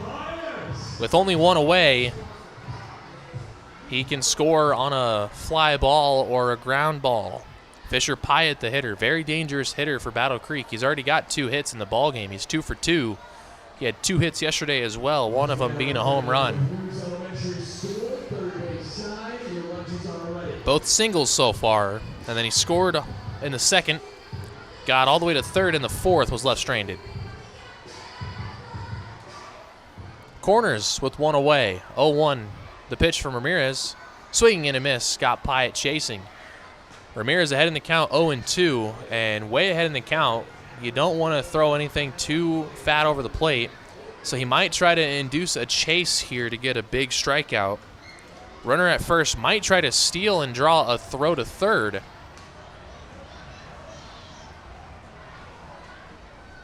The 0-2 coming. Runner does not go. The pitch to Pyatt is a little high outside. A good spot for a fastball. Get it up above the letters and try to get a chase. But Pyatt laid off. 1 ball, 2 strikes. Runner at third, Dolney. Runner at first, Hancock with 1 away. Runner does take off now. The throw does go to second, and safe under the tag is Hancock with a stolen base. The runner, Dolney, didn't even try to come home on the throw. A stolen base for Hancock now puts the tying run at third. The go-ahead run is in scoring position as well. Base hit for Pyatt could give Battle Creek the lead here. We'll see on a 2-2 pitch. Ramirez deals, and a little inside, missing the corner. So count goes full. 3 balls and 2 strikes. Big pitch coming here.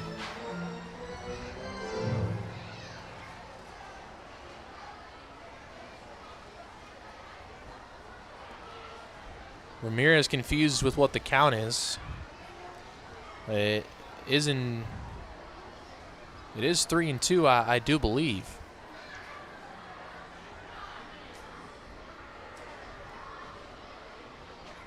See if they have the count figured out. Looks like they do. Ramirez is ready to pitch. Wouldn't be the worst thing if you walked him, and then you set up that double play again. We'll see. Big pitch here from Ramirez. Deals Pyatt up the middle, and that is going to drop in for a hit. 1 run will score. Second runner coming. Throw cut off onto second, and a great heads-up play by Lucas White to nail the runner. And Mr. Pyatt ties the game with an RBI single. So a run does score on the single by Pyatt. We're tied at 5. The runner at third, Billy Hancock, did not test the arm of Atkinson. Fisher Pyatt must have thought that throw was going to go all the way to home plate, so he was taken second. Lucas White did a good job over there. He cut off the throw and made the perfect throw to second. Tag was applied to get Pyatt trying to take that extra base, so they get an out of an RBI hit. It's 5-5, game's tied. The go-ahead runner on third, Billy Hancock, with 2 outs. The hitter is Dylan Kark from Michigan State. He's 0 for 2 with a line out. Reached on an error his last time up. Got a chance to give the Battle Jacks a 1-run lead with a base hit. Ramirez from the windup will throw low and inside. Going from the windup to get a little better feel, have some more control out there. Guys typically do like pitching from the windup more than the stretch. Throws a strike on the outside corner. 1 ball, 1 strike. The count here to Kark, the third baseman for Battle Creek. 1-1 coming, the windup and the pitch. Breaking ball inside, and it hit Dylan Kark right on the elbow. And he will go down to first. Well, there were 5 batters hit by a pitch in the 9th inning yesterday by Kobe Griner. There's a hit by pitch there.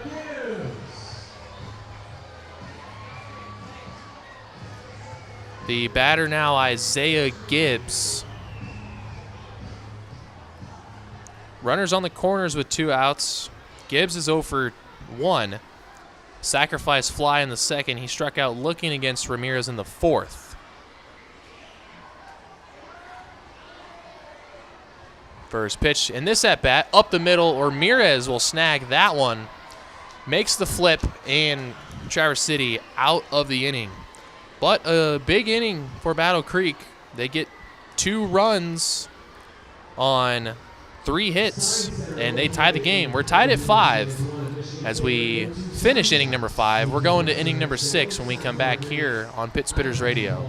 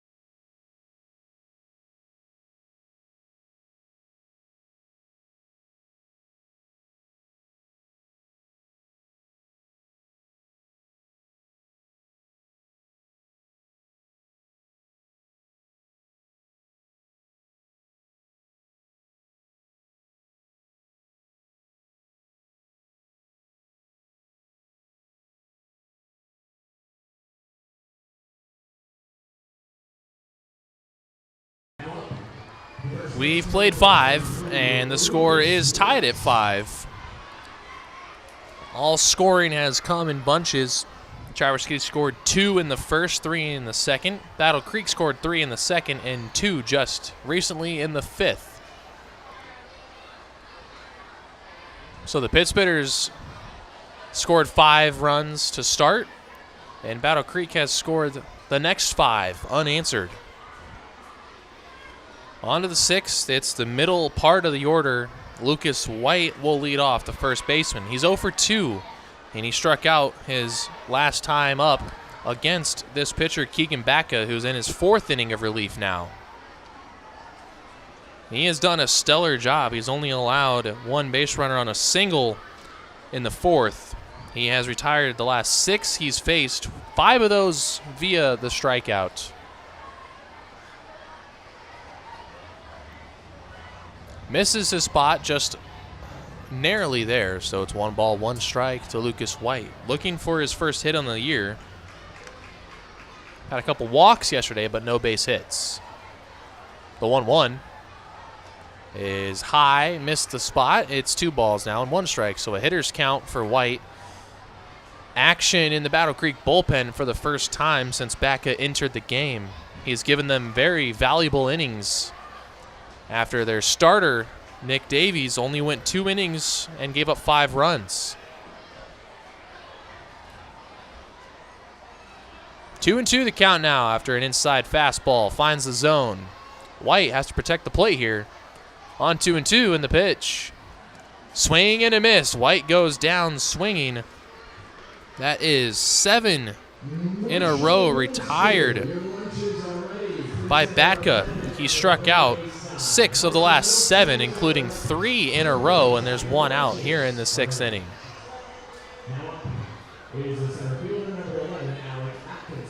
In is Alec Atkinson now. He is 0 for 2.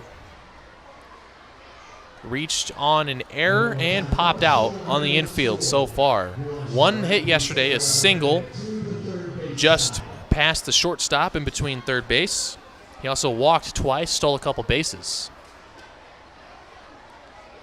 Has a 2-0 count here against Keegan Backa, the reliever from Kellogg Community College.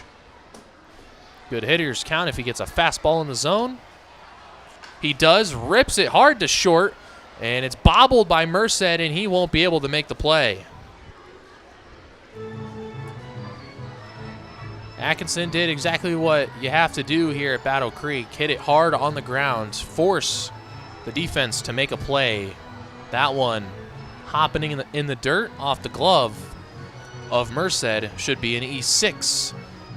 And the go-ahead run on first with 1 away.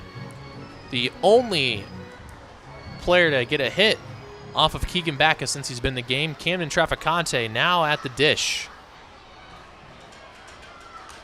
And he's swinging at the first pitch, and he's fouling it out of play. We'll see what Atkinson decides to do here. He was almost caught stealing yesterday.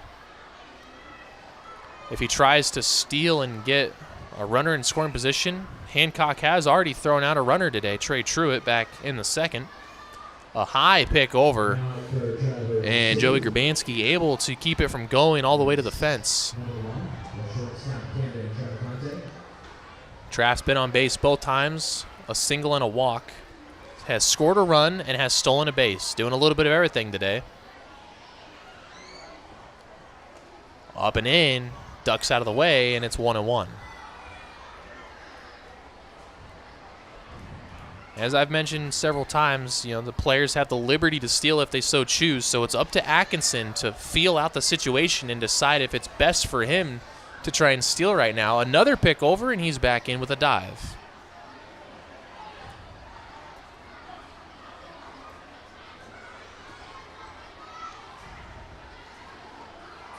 One and 1 to Trafficante.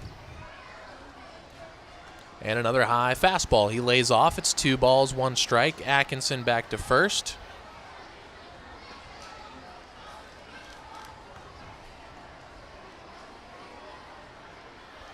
Hitters count, a fastball count. Does Trafficante get a fastball like Atkinson got? He does not, but it's high. It's over the glove of the catcher, Hancock. On to second goes Atkinson. So he doesn't have to worry about trying to steal a bag. He's going to get it on a freebie. That ball went soaring over the head of the catcher, Hancock, off the glove.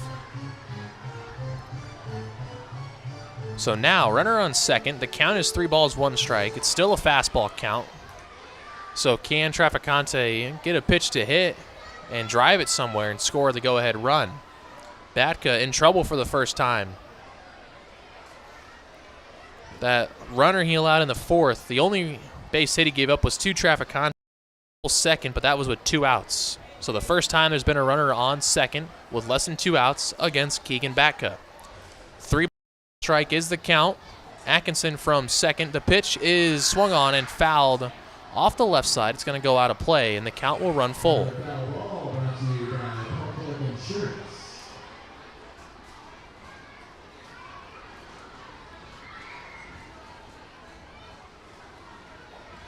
Three and 2. Atkinson off a second. Trafficante at the plate for the full count pitch. Batka fires. Traff gets under it. A fly ball to center. And making the catch out there is the center fielder, Gomez, for out number 2.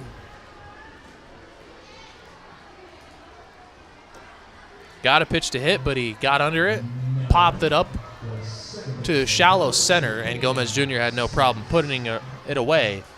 So now an out away from getting out of the inning. Dane Smith's the hitter. Smith's 0 for 1. Has walked and scored a run. He had 2 hits yesterday. Looking for a big hit here that would give his team the lead back after they've surrendered 5 consecutive runs unanswered.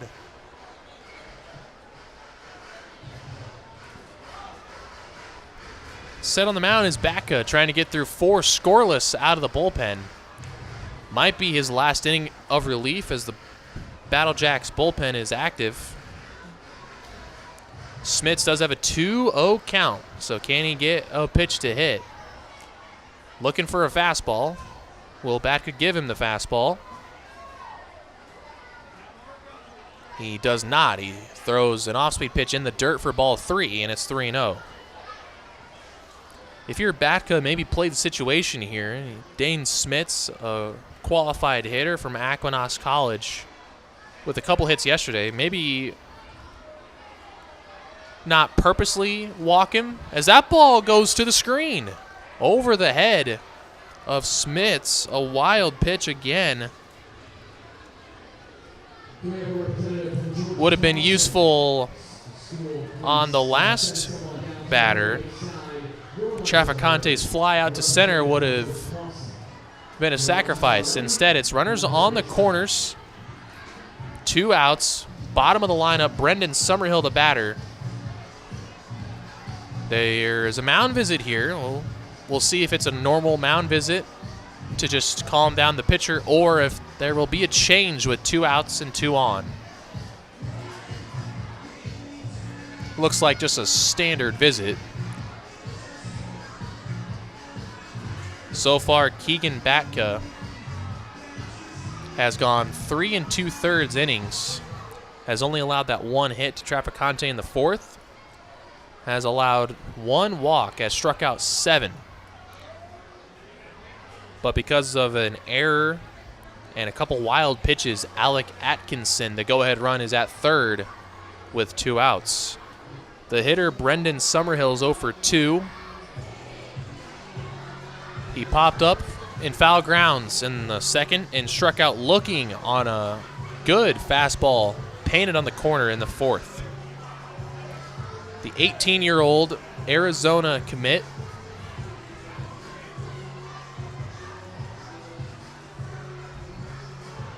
in a big spot here.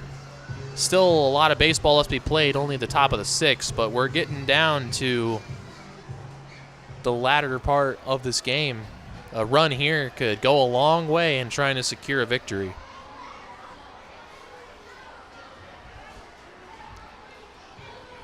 Atkinson at third, Smith's at first with 2 outs. Summerhill the batter, and he's ready to go. First pitch to him is a fastball high, missing the zone.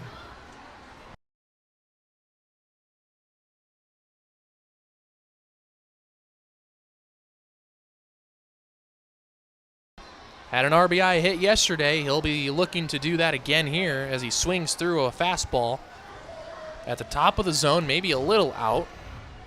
Comes up empty, and the count 1-1. Just got to put a ball in play here, hard on the ground maybe. Force the defense to make the play and get out of the inning. Base hit would give him the lead. That one a little outside off the plate. 2 balls, 1 strikes.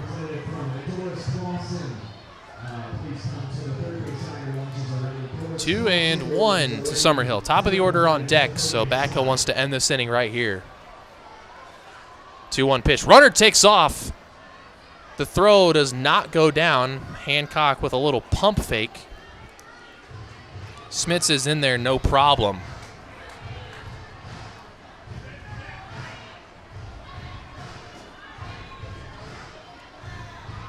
So Smith steals second. Now a base hit can score a pair if Summerhill can get it. The count is 3-1, so a fastball count for sure. And doesn't get a pitch to hit. It's high out of the zone.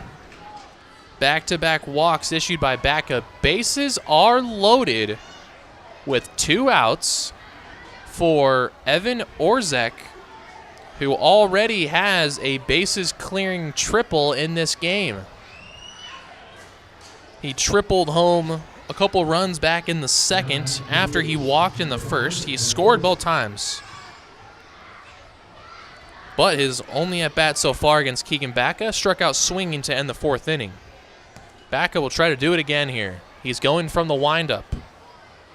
Orzek set at the plate, and the first pitch to him is outside.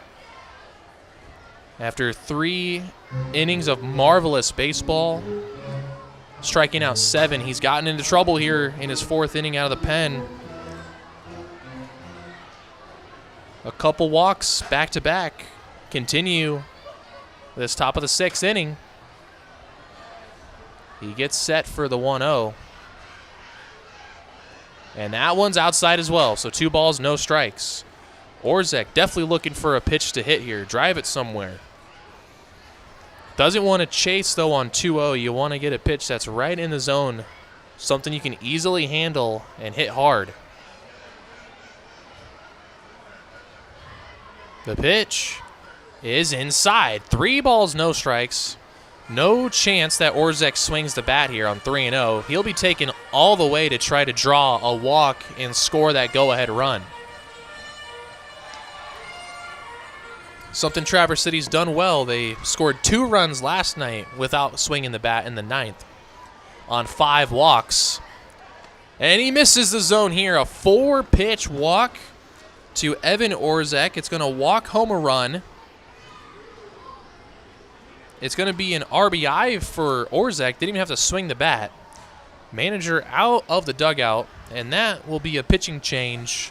New arm will come in with 2 outs in the top of the 6th to face Trey True at the 3rd, and that's where we'll pick up when we come back here on Pit Spitters Radio.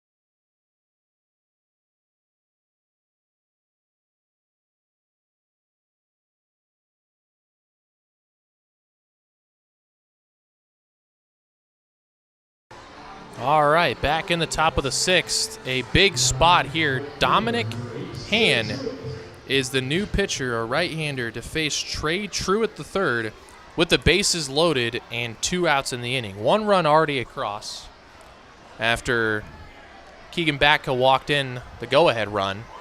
So Truitt now a chance to add on to the total. He swings through the first pitch from Han.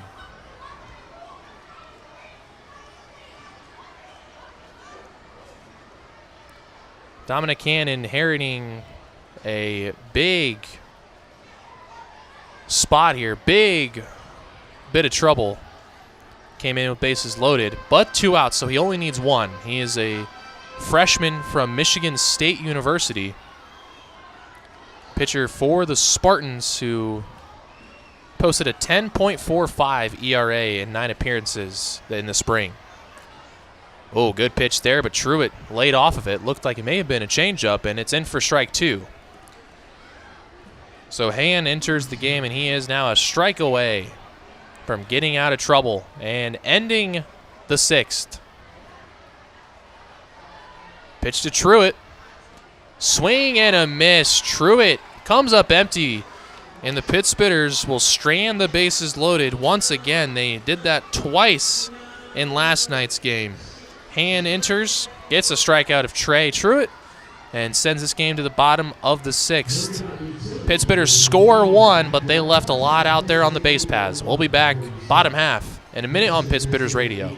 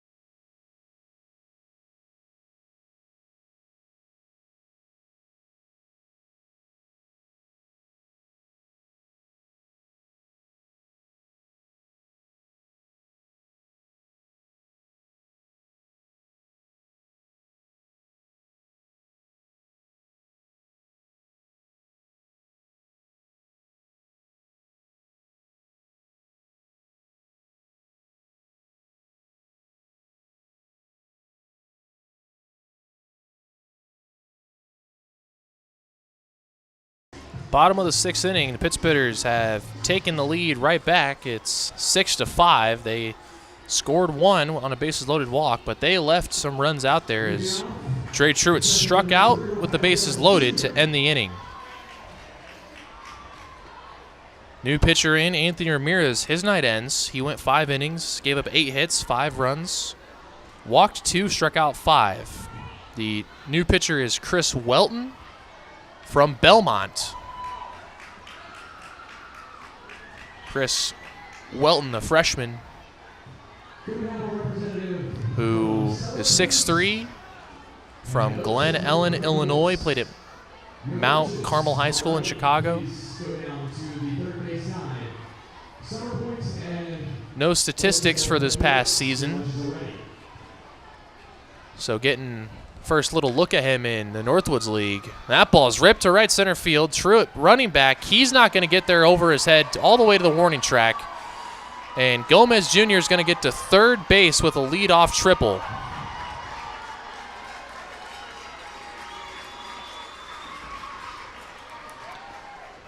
A piece of two-strike hitting there by Gomez Jr.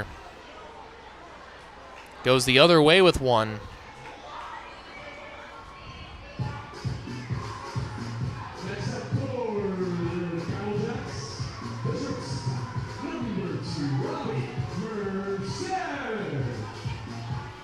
Now the top of the order around for Battle Creek. Robbie Merced, who is 1 for 3. Chopper to third. Yachik throws it away. And Merced is going to go all the way to third on a routine play that Yachik short hopped and Lucas White couldn't scoop.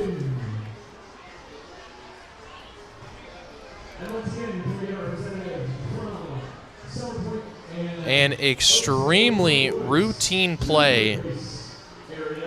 One hopper right to Yachik, who had all day to throw. He threw it low. Lucas White couldn't pick it. Goes to the fence, and Merced ends up on third. He did a good job looking back the runner. Gomez would not have scored. So instead of it being one out with that runner on third, and there's no outs, the runner's on third, and one run is in.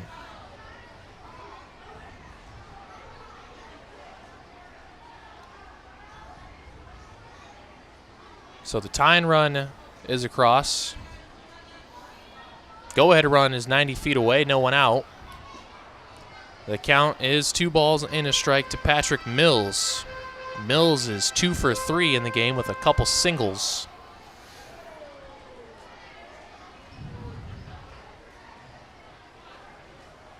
And the 2-1 pitch is outside the zone. 3 balls and 1 strike.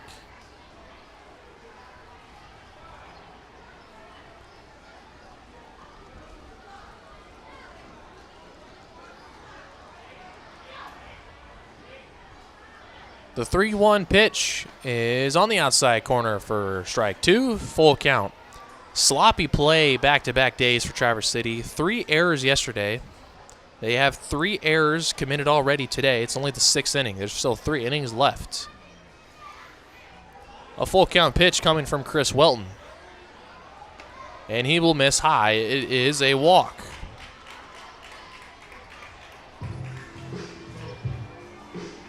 Wouldn't be surprised to see Patrick Mills try to take second here and draw a throw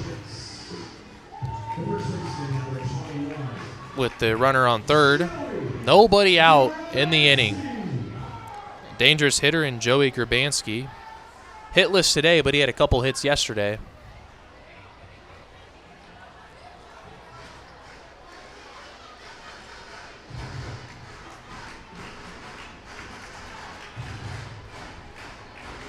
Chris Welton ready to go on the hill. Runners on the corners here. First pitch to Grabansky is taken high, ball 1.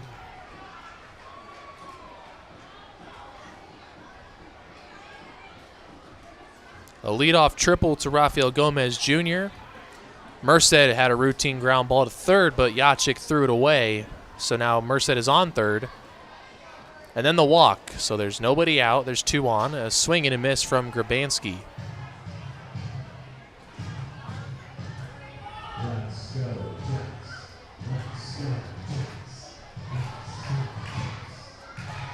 One and 1 the count to Grabansky. Welton fires. Breaking ball high for ball 2.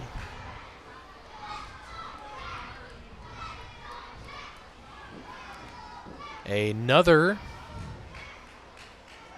hitter's count here.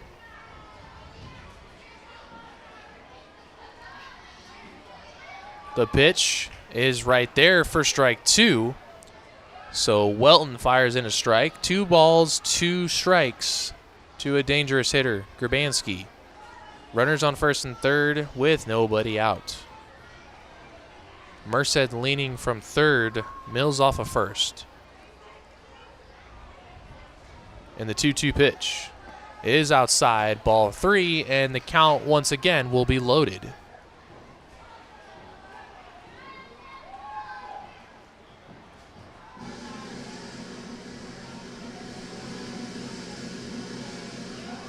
3 balls, 2 strikes to the Battle Creek first baseman. The payoff pitch coming. And he misses. It's back-to-back walks to load the bases.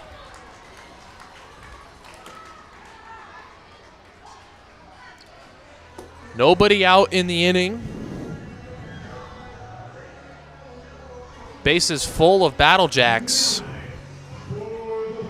for the cleanup hitter, Aaron Dolney. Dolney, the designated hitter, who is hitless today. A strikeout, a fly out. Last at bat, he walked and came around to score. That was the tying run at the time. And now he can give his team the lead. Dolney, a left-handed hitter, facing the right-handed pitching Chris Welton. First pitch to Dolney is outside for a ball. Control problems all around the ballpark today. 8 walks issued by Battle Creek pitchers, 4 already for Traverse City. 2 in this inning by Welton. And now 2 balls and no strikes.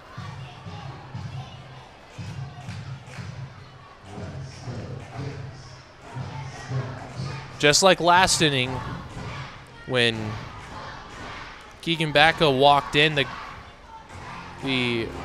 go-ahead run for Traverse City, Chris Welton is in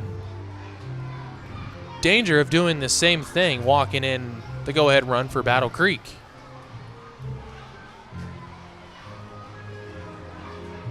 Usually the pitching, something that Josh Rebant loves about his club.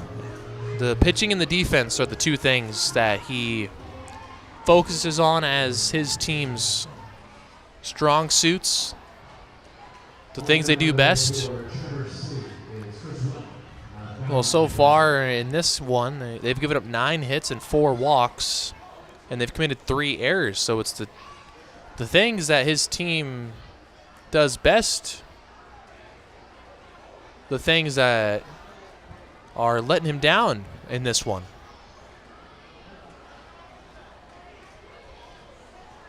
Six ball game. Tied up with the bases loaded. There's no one out in the bottom of the 6th inning. A 2-0 count to Aaron Dolney after the mound visit.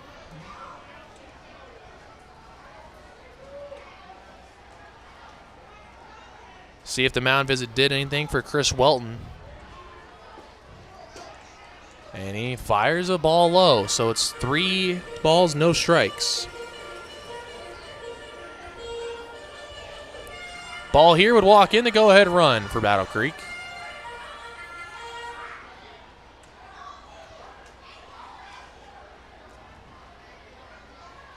And ball 4, it gets away from the catcher, but doesn't matter. A run will come in regardless. 3 consecutive walks for Chris Welton will bring in the go-ahead run. Battle Creek on top, 6-7. And now Billy Hancock, the catcher, who had an RBI base hit in his last at-bat.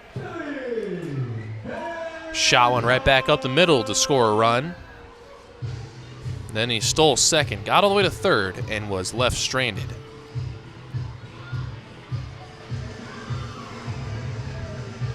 See if Welton can find the zone here this at-bat. First pitch is in for a strike across the knees. Welton gave up a leadoff triple to Gomez, and then Robbie Merced reached on an error. After that, it was a walk to Mills, a walk to Grabansky, and a walk to Dolney. And now Hancock. Outside, ball 1.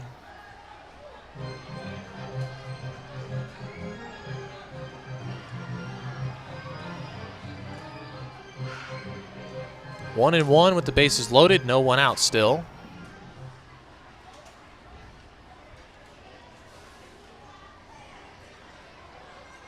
And that one breaks, almost caught the corner just off, and it's 2-1.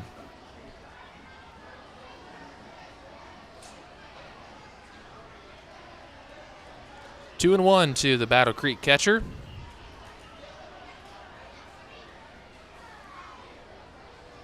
And the pitch is inside, and it hits him, and that will force in another run. And it's another run for your Battle Jacks. 4 straight free passes, 3 walks, a hit by pitch, and that's all for Chris Welton. Josh Reband's going to go get his pitcher. We're going to take a break and be right back with the new arm on Pit Spitters Radio.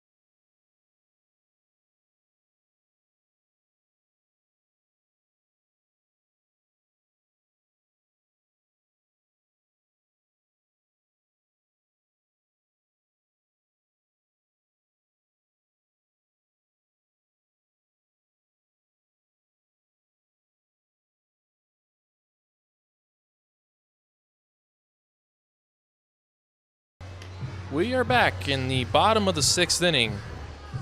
The Traverse City Pit Spitters struggling mightily here in the inning as Chris Welton relieved Anthony Ramirez and didn't record a single out. Gave up a leadoff triple. Then there was an error, and then he walked 3 and hit a batter. So the Battle Jacks so far this inning have scored 3 runs. They're on top 8-6, and a lot still out there. Bases juiced, no one out. Duncan Lutz, the new pitcher, a sophomore, 6'5", 197 righty from Georgia State University. A tall, hard-throwing righty.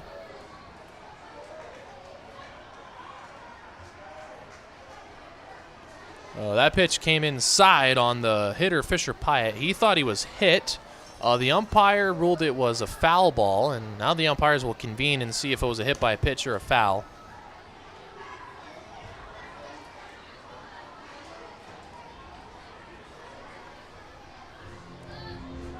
See if another umpire had a better view than the one at home plate on if it was a foul ball or a hit by pitch.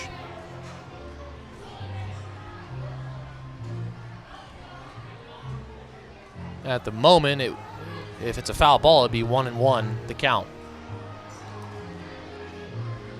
But if you're Fisher Pyatt, I mean, you want to hit in this spot. Bases loaded. And they rule it a hit by a pitch. They say it did get him on the elbow guard. So that is back-to-back. Batters hit by a pitch. It is another run. 4 runs in the inning. No outs recorded. The hitter here, Dylan Clark from Michigan State, is 0 for 2. He also was hit by a pitch in the 5th inning, his last at-bat.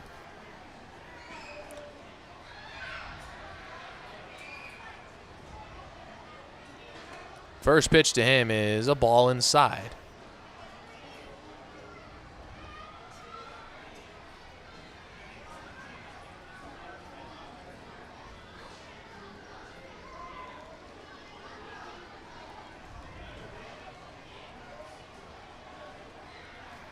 Lutz getting the sign from his catcher Smallwood on 1-0. Big swing and a miss, a strike.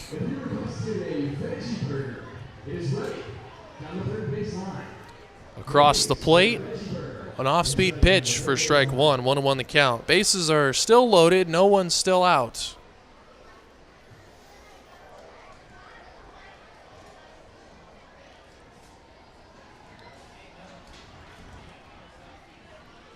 One coming from Lutz. It is hit down the right side and foul. It's going to get to the Battle Jacks bullpen. And 2 strikes here for Dylan Clark.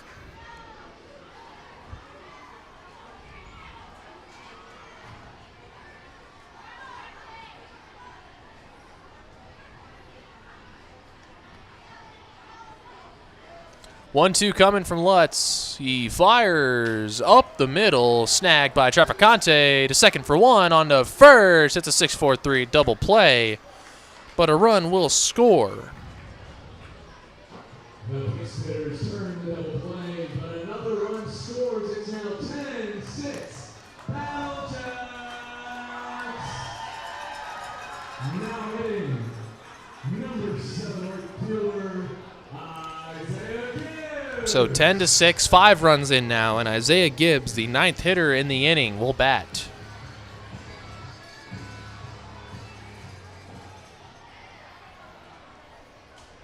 First pitch to him from Lutz is a breaking ball in for strike number 1. A nice pitch there by Lutz. Started it out of the zone, worked its way in the zone.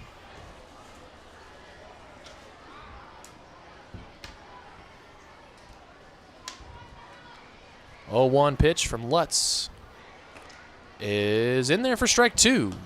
A fastball got the top of the zone. It's 0-2 now. And Lutz is a strike away from getting out of this inning.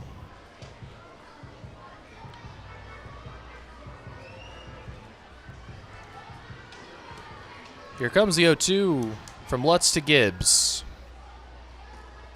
Just outside, a good pitch, breaking ball outside the zone, and a good take by Gibbs. He lays off.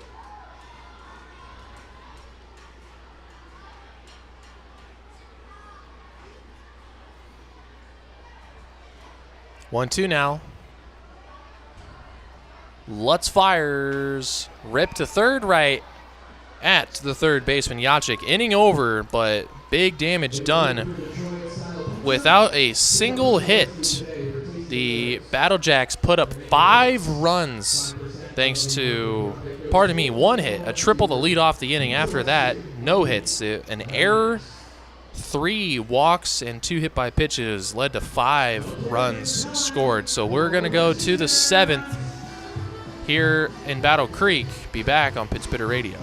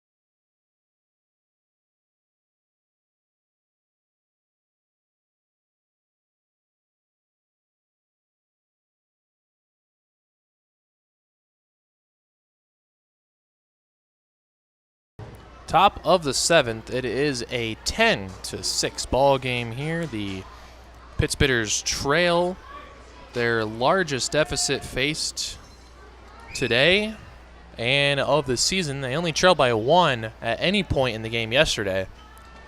They trailed at no point today until that last inning.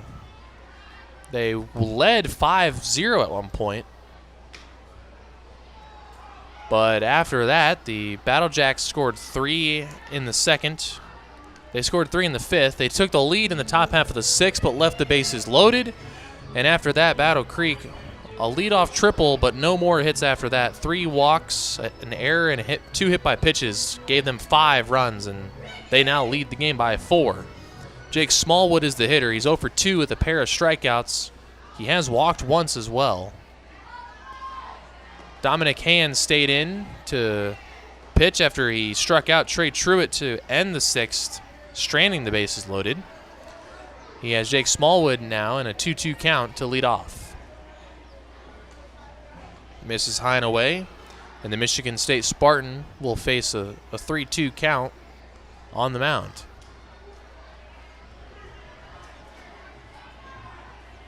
Three-2. Smallwood able to fight it off the left side and out of play.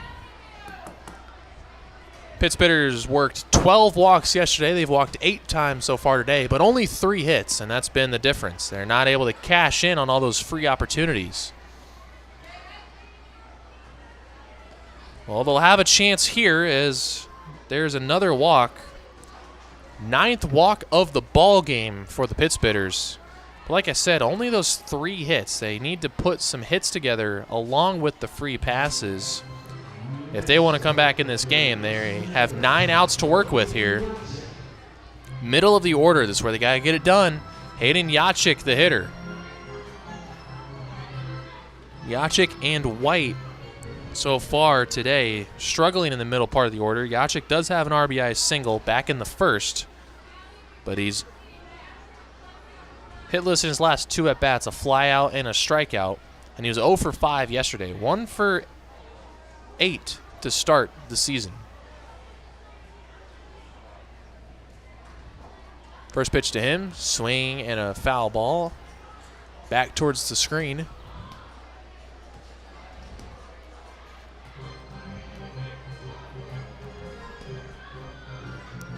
Dominic Hand, no problem at all with Truitt. Threw 1 ball, but 3 strikes. Got him swinging to end the inning.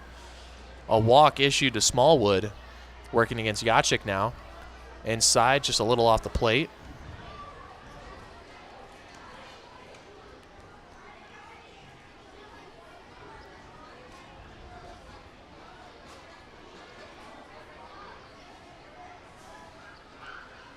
1-1 count to the third baseman for Traverse City. And he takes a strike right down the middle, a breaking ball that started a little inside, worked its way over the plate, and down in the count 1-2 now.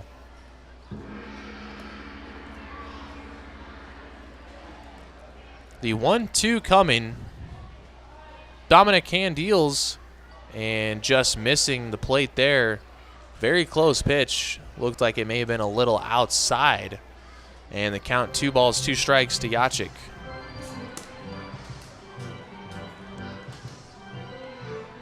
2-2. Here comes the pitch. A little inside, so 3 balls and 2 strikes. Back-to-back hitters get the count full.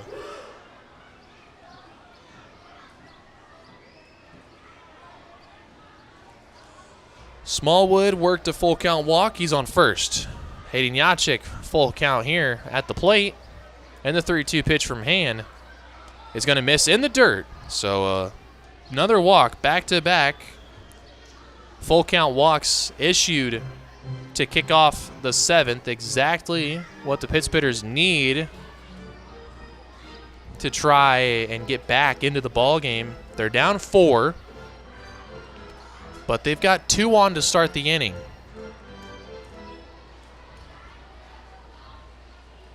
And a problem with Billy Hancock, the Battle Creek catcher. That last pitch was in the dirt and may have hurt himself trying to block it. The trainer's out there to talk to him. So we have time on the field. Something with his left leg, it looks like. He's hobbling around.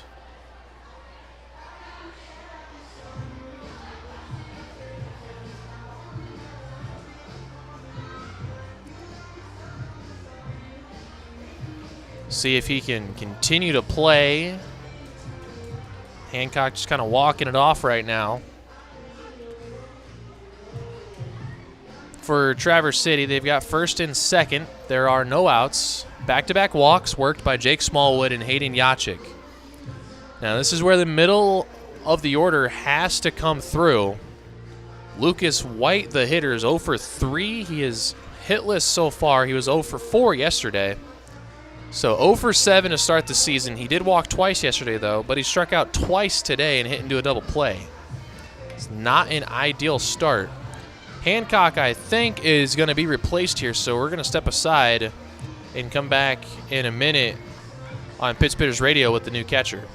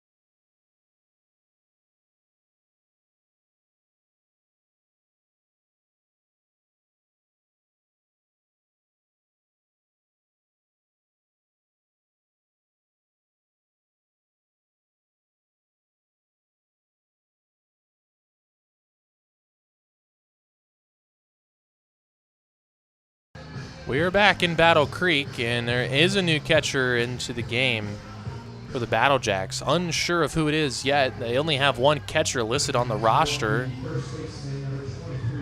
and no update yet to who it is. So once we have that, we'll relay it to you. Lucas White is the hitter First pitch swinging and sends one foul into the seats. White, as I mentioned, he was 0 for 4 yesterday, 0 for 3 today. 2 strikeouts and a double play on the ledger so far. Not what you need from your middle of the lineup hitter, your 5-hole guy. That pitch on the outside corner, so Dominic Hand with a 0-2 count to start off Lucas White. First and second, nobody out on back-to-back walks, but the count 0-2. And White goes down swinging. There's the hat trick. 3 strikeouts in the game for Lucas White. 0 for 4. And there's one away. And now the center fielder, Alec Atkinson, 0 for 3 on the day, looking for his first hit. He's reached twice, both on errors. First pitch breaks almost into zone. Barely misses.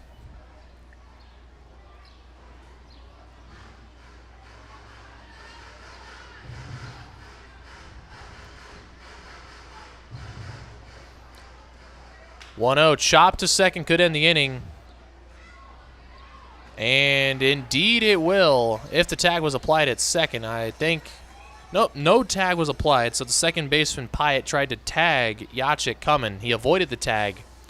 The out is, however, recorded at first. So Atkinson out. 2 away now for Camden Trafficante.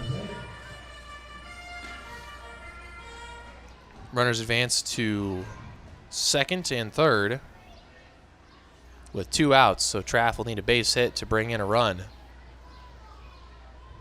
First pitch to him is low in the dirt, a good block by the new catcher.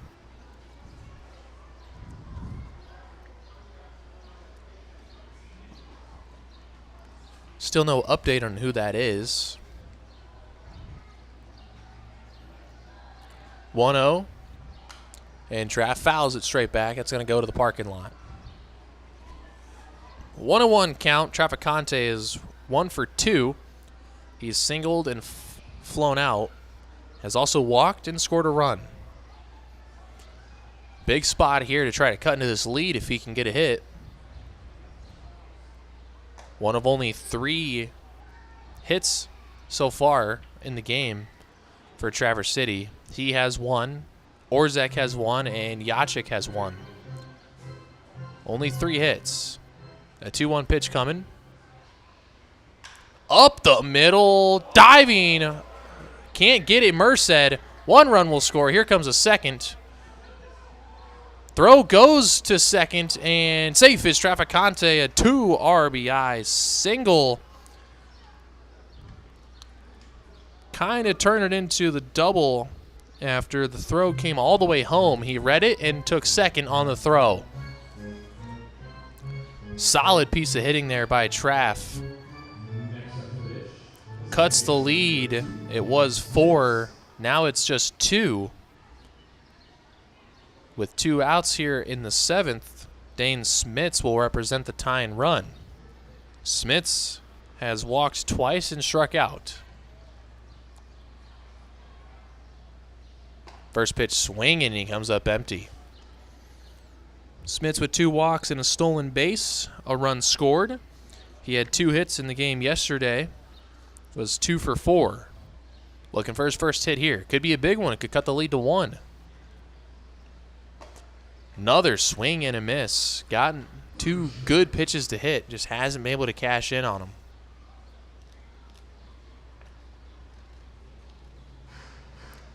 So he'll reset. An 0-2 pitch coming. Got to protect the plate. Trying to cut into this lead. The 0-2 pitch. Hand to Smits is outside.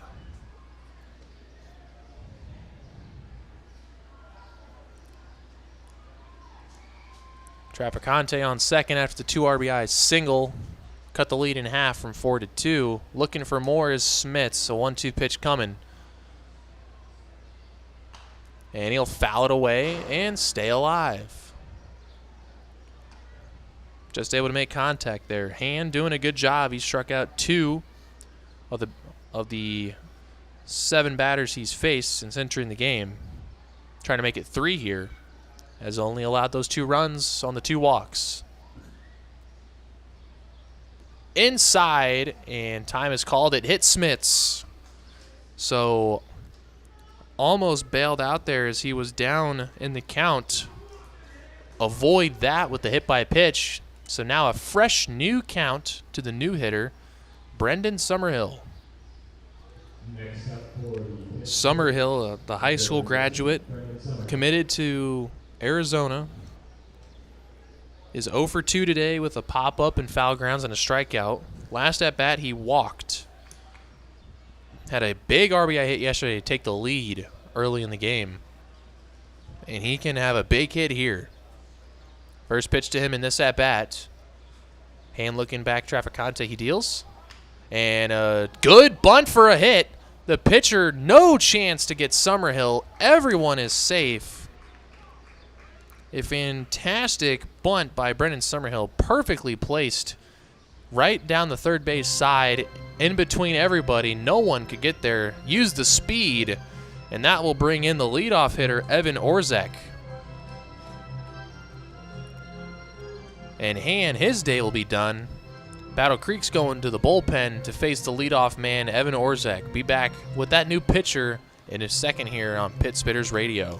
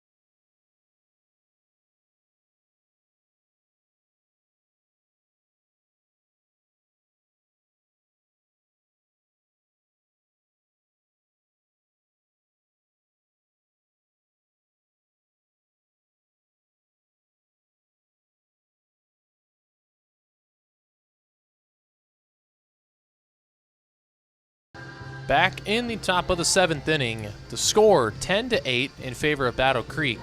But the Traverse City Pit Spitters have scored 2 already, and they have the bases loaded, threatening once again. But 2 outs. The new pitcher, Brett Sanchez, inherits the bases loaded jam. Back-to-back innings, they've loaded the bases. The new pitcher, Dominic Hand, entered last inning and struck out Trey Truitt to end things. What will Brett Sanchez do as he enters here? Now, Sanchez pitched yesterday. He pitched the extra inning, the 10th inning. He gave up 1 hit and 1 walk in the 10th and got the loss as he allowed the RBI hit to Trey Truitt. So not an earned run that he gave up, but he did get the loss. Evan Orzek, the hitter. He has 3 RBIs today, a triple and 2 walks. Base hit could tie the game here. Shot down the left side and a little foul. A good chance there to tie it up, but squeezed it just a little too far down the left side. So how we got here, Smallwood and Yachik walked to start the inning. Trafficante with 2 outs singled them both home. And then Smits was hit by a pitch. And then Brendan Summerhill put down a perfect bunt for a hit. That loaded the bases with 2 outs. Now the count is 0-2 to the leadoff hitter, Evan Orzek. Tripled home 2 runs back in the 2nd. Looking for more here in the 7th. The pitch chopped off the left side, and the third baseman will make the catch. Orzek swung at a bad pitch, high and inside, would have been a ball, got in on his hands, and he just popped it up. Easy catch at third for Kark. Inning over. The Pittsburghers do score 2, but once again, they leave the bases loaded. Back-to-back innings, they've left them loaded. Going to the 7th inning stretch, and then the bottom half of the 7th, 2-run ball game here in Battle Creek on Pittsburghers Radio.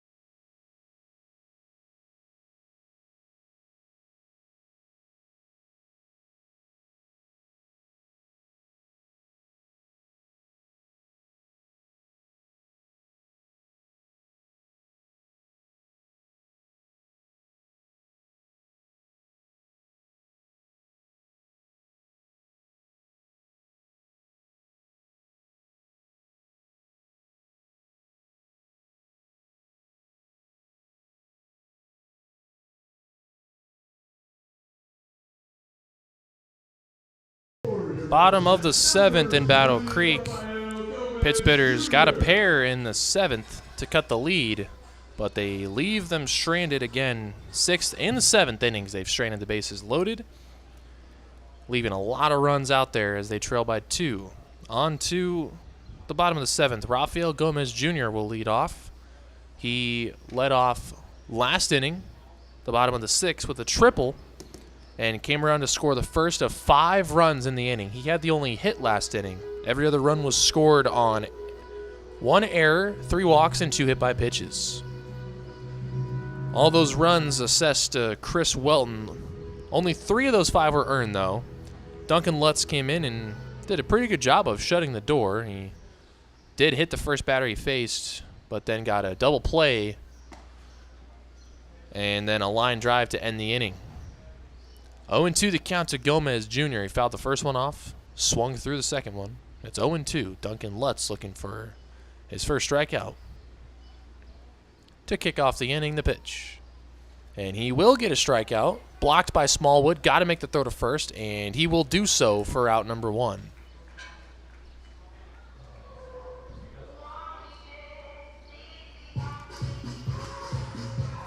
One away in the top of the order, and now Robbie Merced is the hitter. Merced had that slow chopper. It was a one-hopper right to Yachik, and he spiked it in the dirt, throwing to first. It got away, and that led to the 5-run outburst. On the day, he's 1 for 4, had a 2 RBI double. Back in the 2nd, was thrown out trying to stretch it to a triple. He swings through a fastball to start this at-bat. It's 0-1.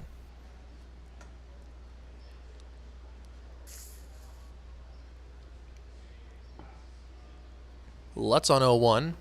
Another strike. He's peppering the zone here. He's throwing 5 pitches. They've all gone for strikes so far in this inning. 5 pitches, 5 strikes. Trying to make it 6 pitches, 6 strikes, 2 strikeouts. Lutz into the windup. Deals in a little outside. A good take by Merced to lay off that outside slider.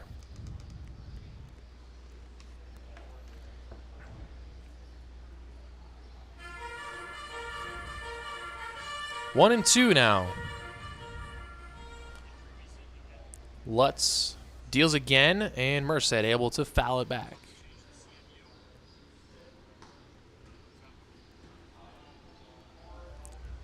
Still 1-2 to the Battle Creek leadoff hitter from Central Methodist.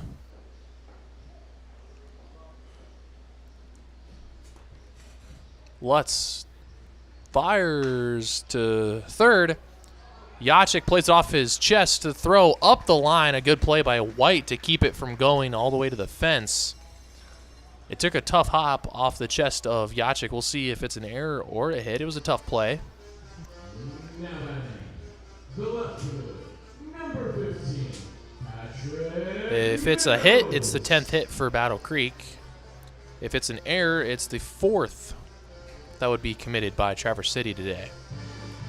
All up to the official score. And they'll give Yachik an error. 4 errors committed by Traverse City. First pitch fastball strike to Patrick Mills. Mills is 2 for 3, a pair of singles. He's also walked and he's scored 2 runs. First time facing Lutz here with the runner on first.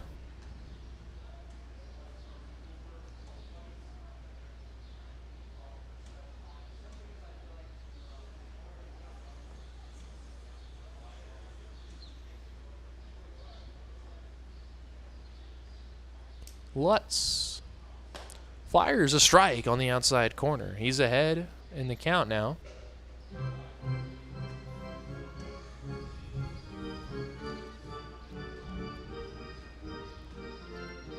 Mills was the first of 3 walks last inning.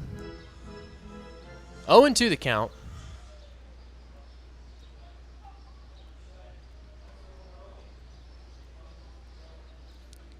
Merced did a little jab step, took a couple steps towards second and then retreated, and dangerous there, but he got back safely. And he takes off. Throw pitches a ball. Smallwood can't handle it. He lost control trying to transfer the ball to his throwing hand, and Merced is in easily at second without a throw.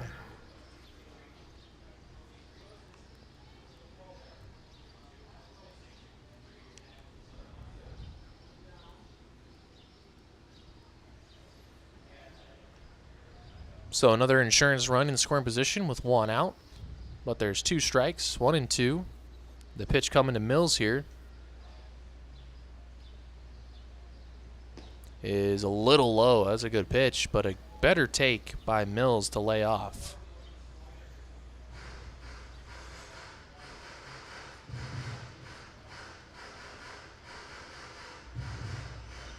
Two balls, 2 strikes, count even. 1 away in the bottom of the 7th.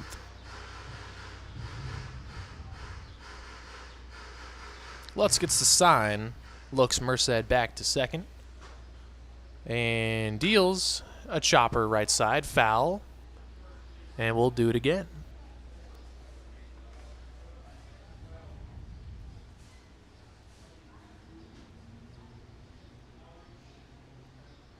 Two-run lead for Battle Creek after a 5-run 6th. They have a runner in scoring position here in the 7th. 2-2 pitch coming from Duncan Lutz.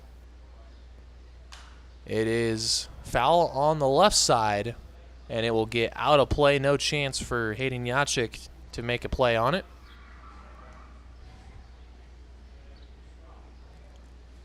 So again, we'll do 2-2 again. Gomez led off the inning with a strikeout. Robbie Merced reached on an error and stole second. And now here's Mills with a 2-2 pitch coming. Just missing the outside corner is Lutz, and the count will go full. 3 balls, 2 strikes. Lutz has had pretty good control since he entered. He did hit the first batter he faced, but it was barely inside, and it was confusion if it was a hit by pitch or a foul ball. Then he got a double play and a line out to end that inning. Here's the 3-2. It is popped up, and it will get out of play. Right behind home plate. onto the press box roof and then into the parking lot. Full count pitch will come again to Mills. Left-handed bat from IU Kokomo. Another full count pitch from Lutz is fouled off again.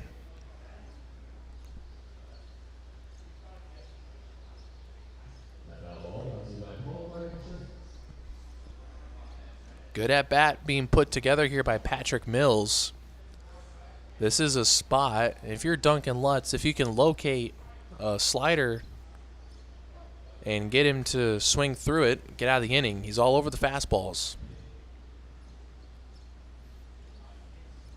Here is the 3-2 again. Lutz deals. It is hit to center. Pretty high and deep. Atkinson back. He will fight the wind to make the catch, and tagging up to third will be Robbie Merced. Just missed one there. Got under it just enough.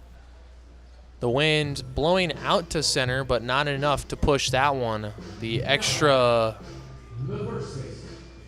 maybe 15, 20 feet or so that would have got it out of the park. It's a fly out, and there are 2 outs now. And here's Joey Grabansky.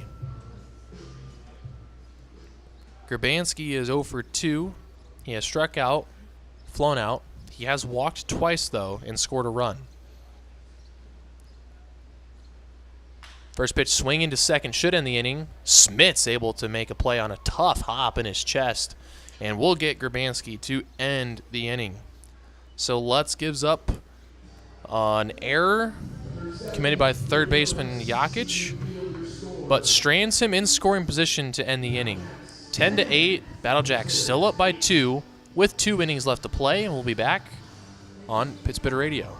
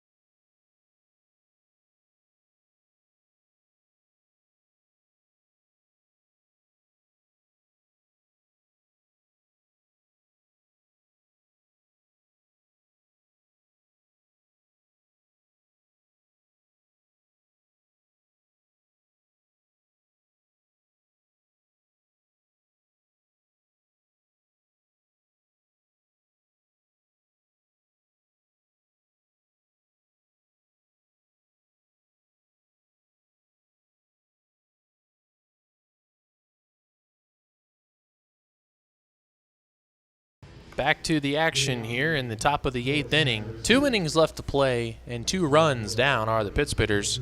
And they will start the inning with their number 2 hitter. Trey Truitt up to bat here. Takes a first pitch ball outside. Brett Sanchez on again as he entered with the bases loaded and 2 outs last inning and got a pop out in foul territory that ended the inning. Sharp hit ball to short and booted by Merced. That is going to be error number 2 for him in this game. It's a hard hit ball right at him. It did take a little interesting hop, and it skipped over his glove. But the shortstop for Battle Creek not staying in front of the ball, playing the ball off to his side, which is why it hops over the glove into the outfield. If he plays it in front of the ball, he can keep it in front, knock it down. So Truitt's aboard on the error. The tying run now will be at the plate in the form of Jake Smallwood. Smallwood, a pair of walks and a pair of strikeouts in the game.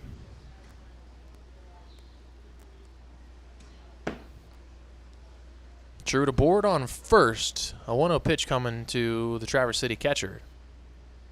And he takes high. Sanchez, a decent line last night in 1 inning pitched. He gave up 1 hit and 1 walk. Only the 1 run, the free runner that was on second base, though.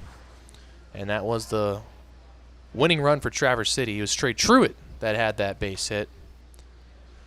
So Sanchez got the loss despite not giving up the earned run. It was the free runner on second. 1-0, the count to Smallwood. Got a fastball, a little back pick to first, but Truitt is in there safely.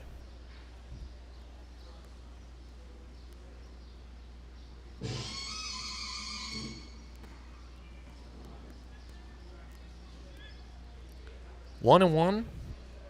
Count to Smallwood, the catcher, who has been on base twice today. Takes one just off the plate, and 2-1, a hitter's count. Smallwood at the University of Montevallo hit .385, had 42 RBIs, hit 8 homers. So he's got the pop.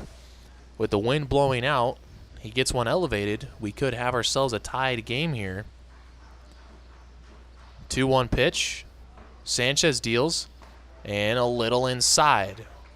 And, the scoreboard was messed up. That was actually the 3-1 pitch. So down to first goes Smallwood on the walk.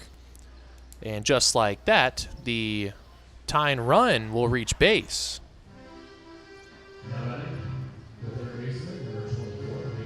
Opportunity for Traverse City to strike here with the middle of their order, the big bats.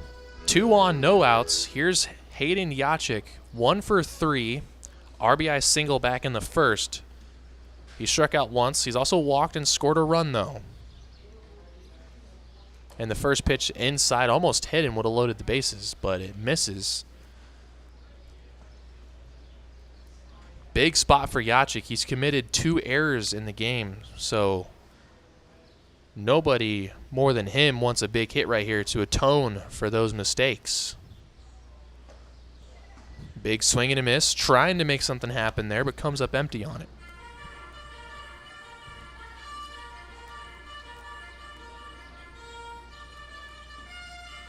One ball, 1 strike, 2 on, nobody out. On an error and a walk, here's the pitch to Hayden Yachik, Traverse City's third baseman. A very slow looping pitch. Yachik way out in front of it. If he sits back on it, he could easily drive that in there. It's so slow to the plate, but the problem is staying back long enough. He was out in front, and he's down now in the count 1-2. Got to protect here, and here's the 1-2 pitch from Brett Sanchez, and it's outside. Count will even up, 2 balls and 2 strikes.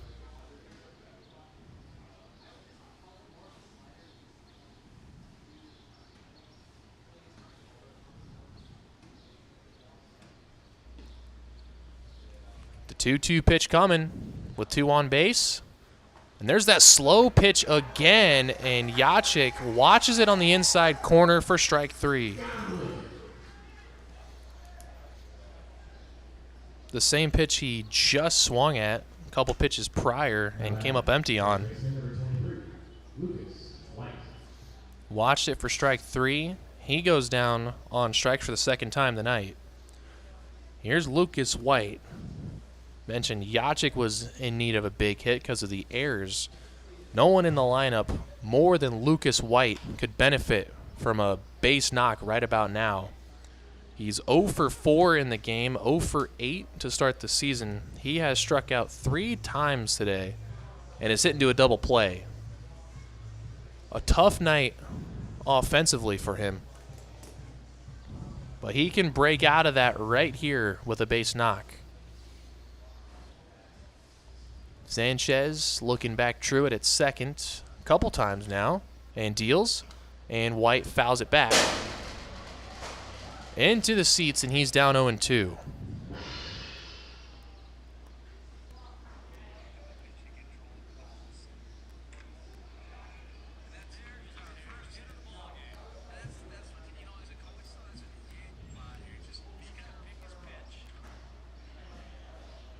0-2 the count. Got to protect the plate. Pitch just missing the outside corner. Very similar to the pitch that Jacek struck out on looking, but it was a little more off the plate. 1-2 the count with 2 aboard. Tying run at first. Only 1 away. And a fastball high. Good take not to chase that. A couple Pittsburghers have chased high fastballs so far.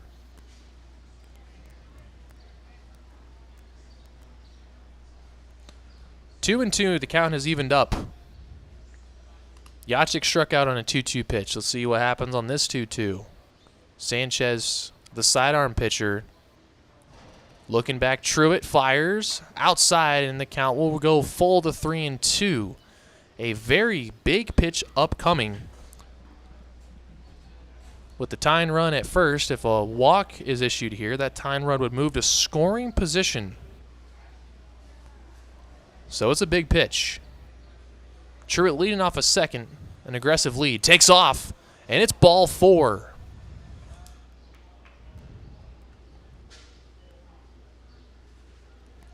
So down to first, we'll go Lucas White. To second, we'll go Jake Smallwood, and to third, we'll go Trey Truitt. Big spot here. Bases are loaded for the 3rd consecutive inning, and there's only 1 out. They left them loaded the last 2. They scored 3 runs off of having the bases loaded. Need to cash in some more runs here. Here's Alec Atkinson. Huge swing and a miss off that slow looping breaking pitch. Same pitch that Jacek struck out on. 0-1, just got to avoid the double play. Slow chopper, that will get the job done. It's a tough play at second. Glove flip, and in time, the second baseman Pyatt fielded with his glove, flipped it to first, and Grabansky's able to stay on the base to make the catch and get the out.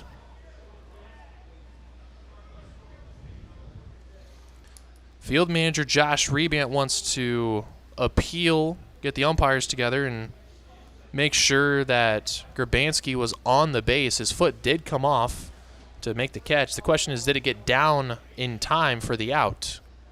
And that's a big call because it's the difference between bases loaded and 1 out or third and second with 2 outs.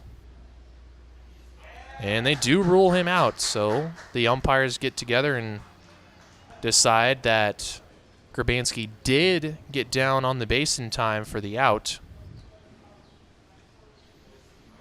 A great play by Pyatt to flip it with the glove and get that out. So there's 2 outs, and Camden Trafficante, the hitter. Tying run is 90 feet away.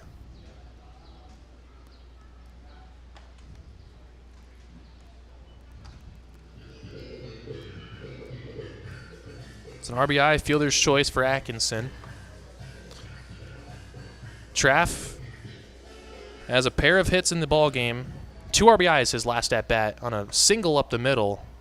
What a time it would be for another one of those. A 2-0 count to him now.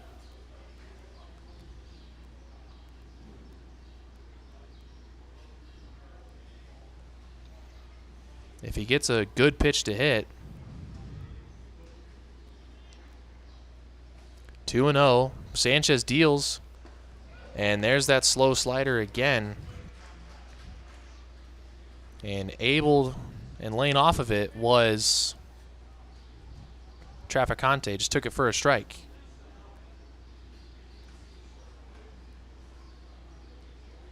So 2-1, still a hitter's count. And the pitch to Traff. Sanchez deals. Hard hit, right side. Grabansky fields. He will flip to first, and Sanchez will step on it. Inning over. So once again, the Pittsburghers load him up.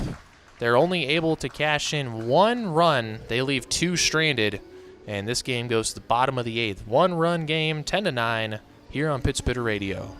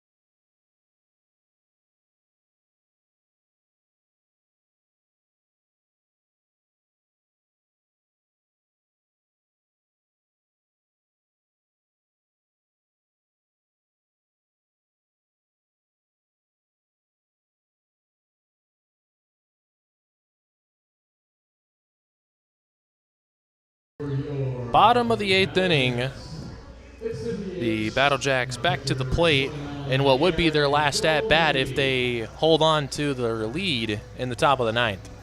It's going to be 4, 5, and 6 for Battle Creek. Duncan Lutz still on the hill, and he will face the middle of the order. Aaron Dolney leading off, the designated hitter.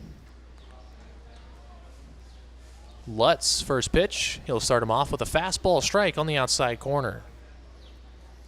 The only problem for Traverse City really today is that 6th inning, pardon me, they gave up 5 earned runs when Chris Welton was unable to record an out. Up the middle, Lutz can't grab it into center field for a leadoff base hit.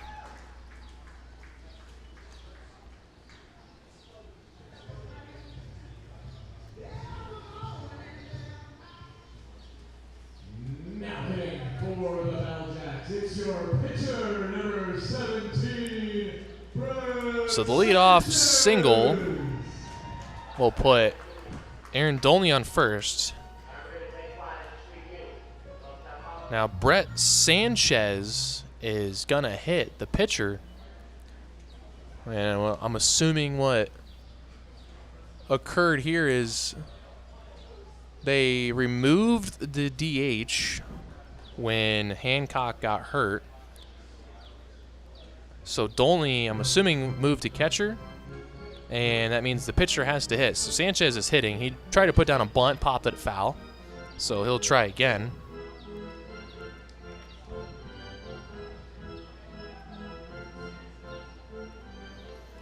The 0-1 pitch, he does show bunt. And he misses on the bunt. Back pick to first. Oh, close play. Just in safe is Dolney. Good throw by Smallwood back there. The count now is 0-2 as Sanchez whiffed on that bunt attempt. So he might just be swinging away here on 0-2. Might as well, you know, the pitcher, you don't get to hit very often. Might as well try and put one in play here. Takes one outside for a ball.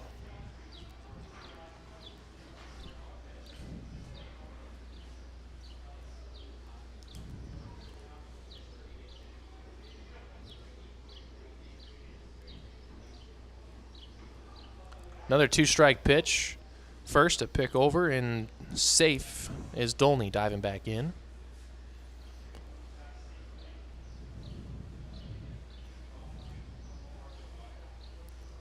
Another 2-strike pitch coming. Lutz will fire, and a foul ball. Sanchez making contact, shooting it foul down the left side.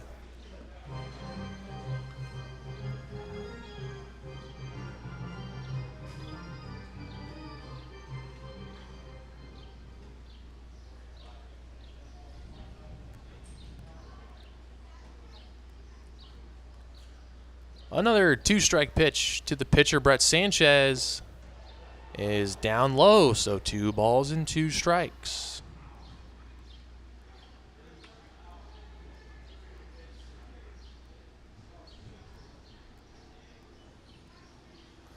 Lutz got to just put away the pitcher here.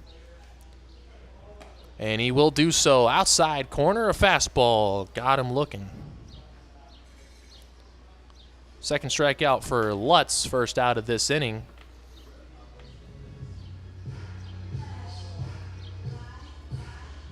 Now batting, the second baseman, number 5, Fisher Pyatt. New pitcher, or pardon me, Fisher, the batter. Fisher Pyatt, who has been on base every time today. 3 hits and a hit by pitch. Take the first pitch, ball.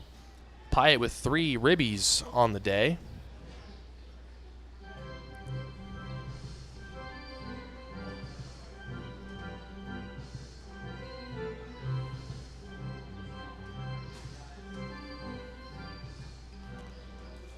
Want to know the count with the runner leading off of first. Lutz deals. Pyatt hits it to right. Sinking in. Truitt dives, can't make the catch. It's down. He'll throw to second trying to get the runner, but it's in for a base hit.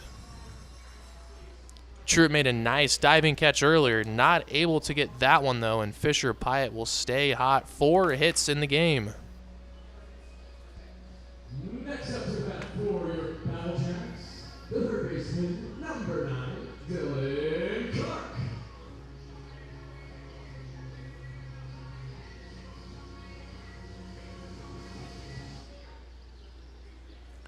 So, runners on first and second. 1 out for the third baseman, Dylan Clark.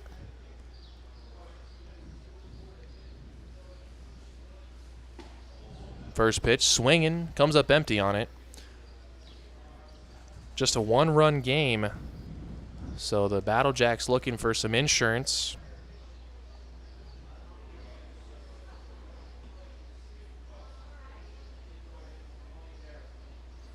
Oh and 1 to the third baseman. Is in for a strike, painting the outside corner. Duncan Lutz is ahead, 0-2 now. And a chance to get out of this jam if he can get him out. Keep those runners put, and then get one more out. 0-2, Dolney at second, Pyatt at first. Lutz gets the sign. Way ahead in the count is 0-2 pitch. Breaks just off the plate, and a good take by Clark.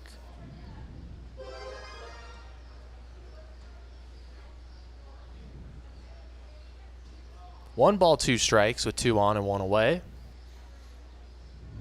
10-9 lead for the Battle Jacks. Up 1 late in the pitch.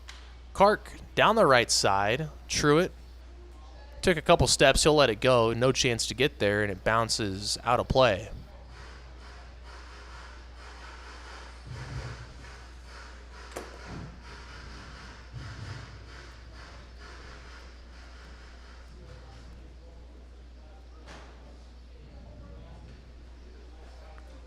One and 2. The Michigan State Spartan. Lutz deals and fouled again.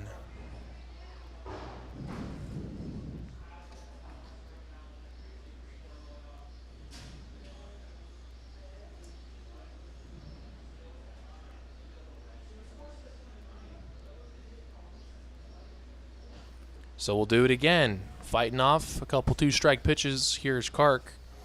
He's staying alive. Another 1-2. Lutz fires a little high. And Clark, a good take not to chase the high fastball.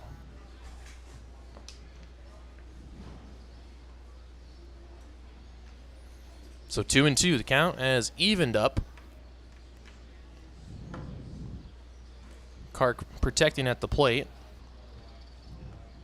He's fouled off a couple 2-strike pitches already. And here's another. And there's another foul. So he'll stay alive. Got that one in the air on the right side and out of play.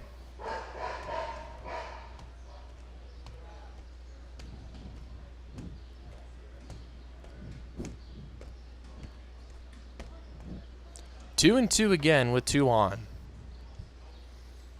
Lutz and Clark in a battle.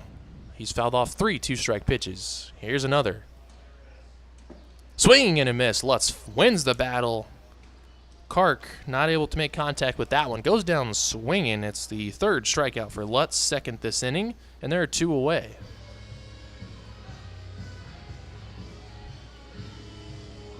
So now with 2 outs, still 2 on. Rebant, the field manager, is going to take a mound visit, which usually means a new pitcher when it's Josh Rebant.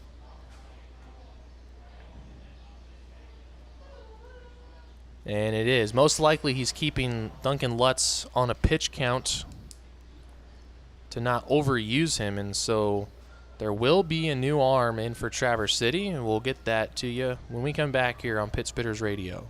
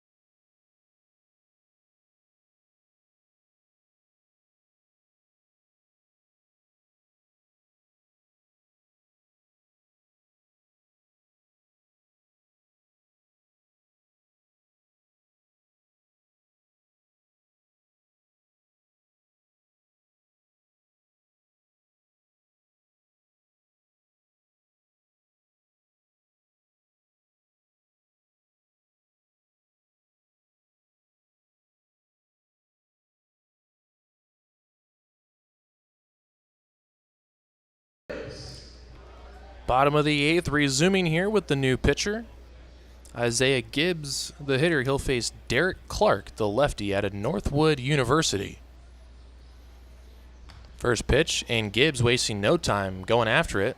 Comes up empty on a little foul tip.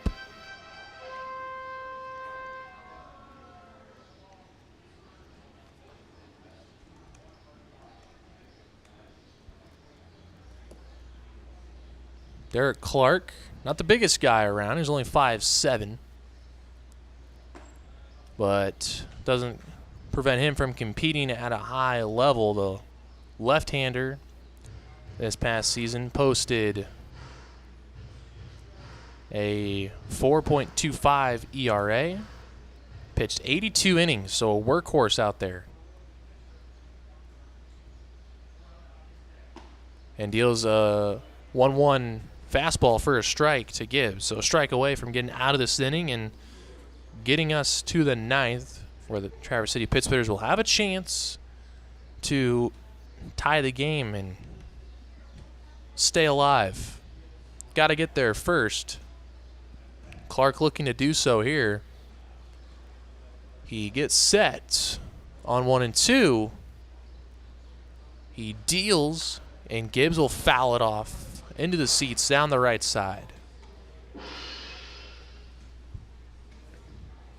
Derek Clark set higher marks this season in Ks per 9. Cut down his home run rate and his walk rate. So improving across the board. And on 1-2, a shallow pop. Atkinson will come in and make the catch. So no damage done on a pair of singles. Lutz was able to get a strikeout and then end his day. And Derek Clark comes in and finishes the job. So we go to the top of the 9th. It's a one-run game, 10-9. The Pittsburghers need one run to stay alive. And more than that, they'll have a chance to win. We'll be back for that 9th inning on Pittsburghers Radio.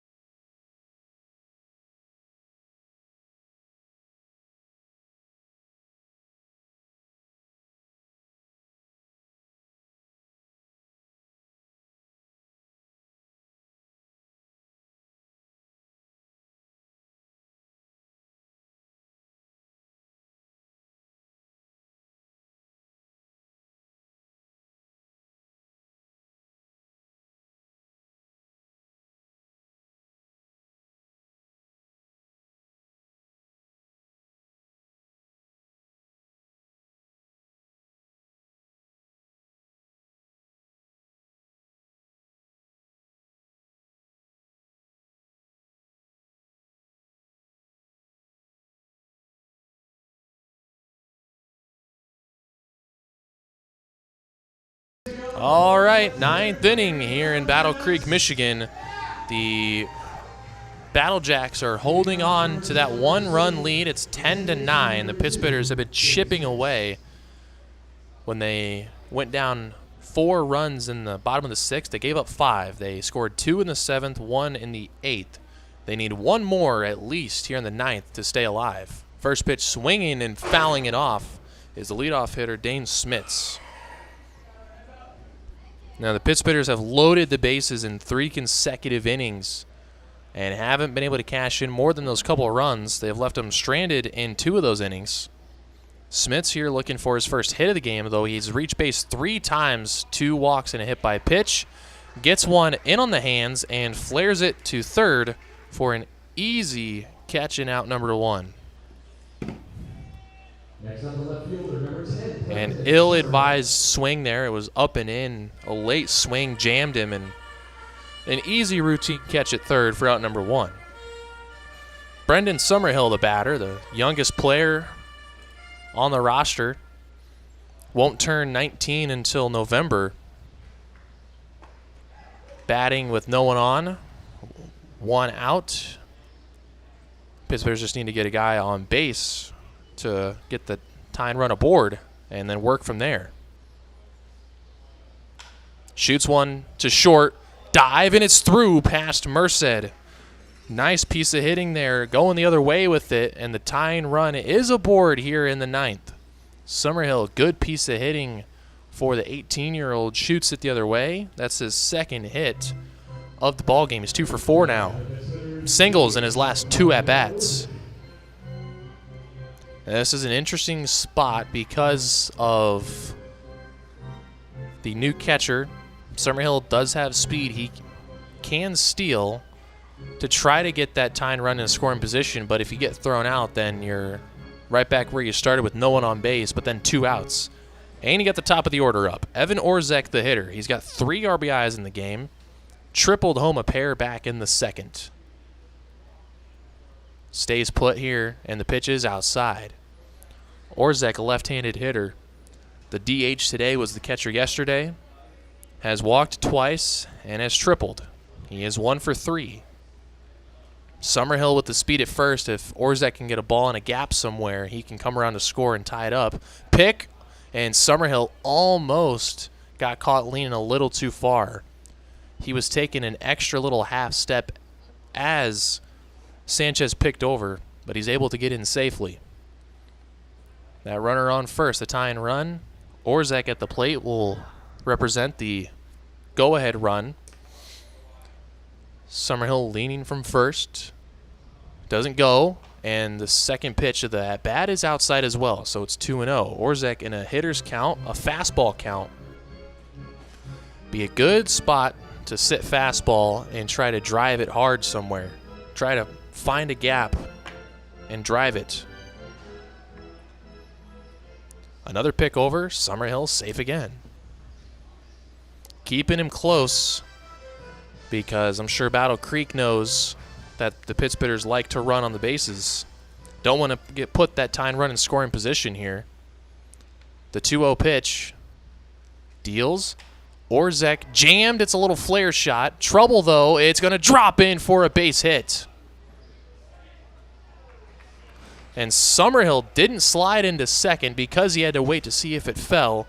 It was a race to the bag, but it was closer than it needed to be because he didn't slide. But he is in there safely. So it's first and second. 1 out for Trey Truitt. Truitt has the second most experience of any Pittsburgher currently. He was, of all their offensive players, he's only one of 2 players that were here last year. Only Camden Trafficante has played more games in a Pittsburgher uniform. First pitch to Truitt is inside. Now Truitt's got a lot of speed. He's got a lot of power. Wind blowing out. If he gets a hold of one up in the air, could blow, could get out of here, give them the lead, but he's only looking for a base hit to tie it up. Ground ball could end it, but with his speed, unlikely. Swing and a miss, a very slow breaking ball. That pitch from Sanchez, the Pittsburghers haven't been able to sit back long enough and put it in play. Swinging and missing all over the place on it. So the count to 1-1. And outside. So 2 balls and 1 strike. Truitt in a good hitting count to try and tie the game up. 2-1. Tying run at second is Summerhill. The potential go-ahead run is Orzek at first base with only 1 out. There's that slow pitch. It's hit into left. Might have got under it just a little bit, and he did. Ball's caught. Summerhill heads up, will tag up to third. But with 2 outs, it's going to take a base knock to get in that tying run. Truitt just a little underneath it, popped it up. Not a bad idea to go the other way with it. Just had to get on top of it a little more to drive it into the gap. Instead, there's 2 outs. There are runners on the corners. So it's going to take a base hit. Base hit would tie the game. A wild pitch pass ball could do it as well. We'll see what the strategy is here. There's a mound visit for Battle Creek. I don't know if it's for a new pitcher. There is one in the bullpen. Might just be to give Sanchez a quick talking to. Traverse City trying to start the season 2-0 with a sweep as they are on their title defense tour, winning it last year in St. Cloud. They won 9-3 to win the Northwoods League title. They're second in 3 years. Back-to-back titles when you consider only the full seasons of play, as 2022 or 2020 wasn't a full season. There was no legit Northwoods League baseball. It was only certain teams playing in their areas. So they are going to get every team's best shot, and Battle Creek has given them their best shot today. They lead by 1. They have out-hit the Pit Spitters by 5. They have 1 more run. Pitching for Battle Creek has been pretty solid despite all the walks. They're limiting the hits. And the errors, of course, have killed Traverse City as well. They've committed 4. Ready to go here, the batters, Jake Smallwood. He's walked 3 times. He struck out twice. First pitch to him in this at-bat is a strike on the outside part of the plate.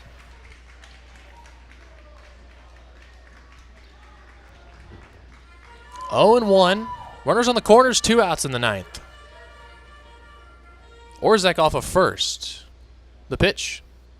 And there's that slow slider again. Just can't sit back long enough to hit it.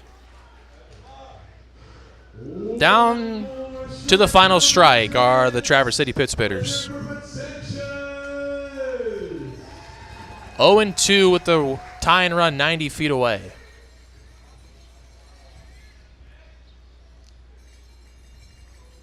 Runner takes off, and a swing and a miss. Once again, that slow slider not able to sit back long enough, and Smallwood strikes out to end the game. So the Pit Spitters will split the 2-game set in Battle Creek. It was a tough 6th inning where they walked 3 batters, hit 2, and committed 1 error. They scored 5 runs, and that was the difference. 1-run loss after a 1-run win last night.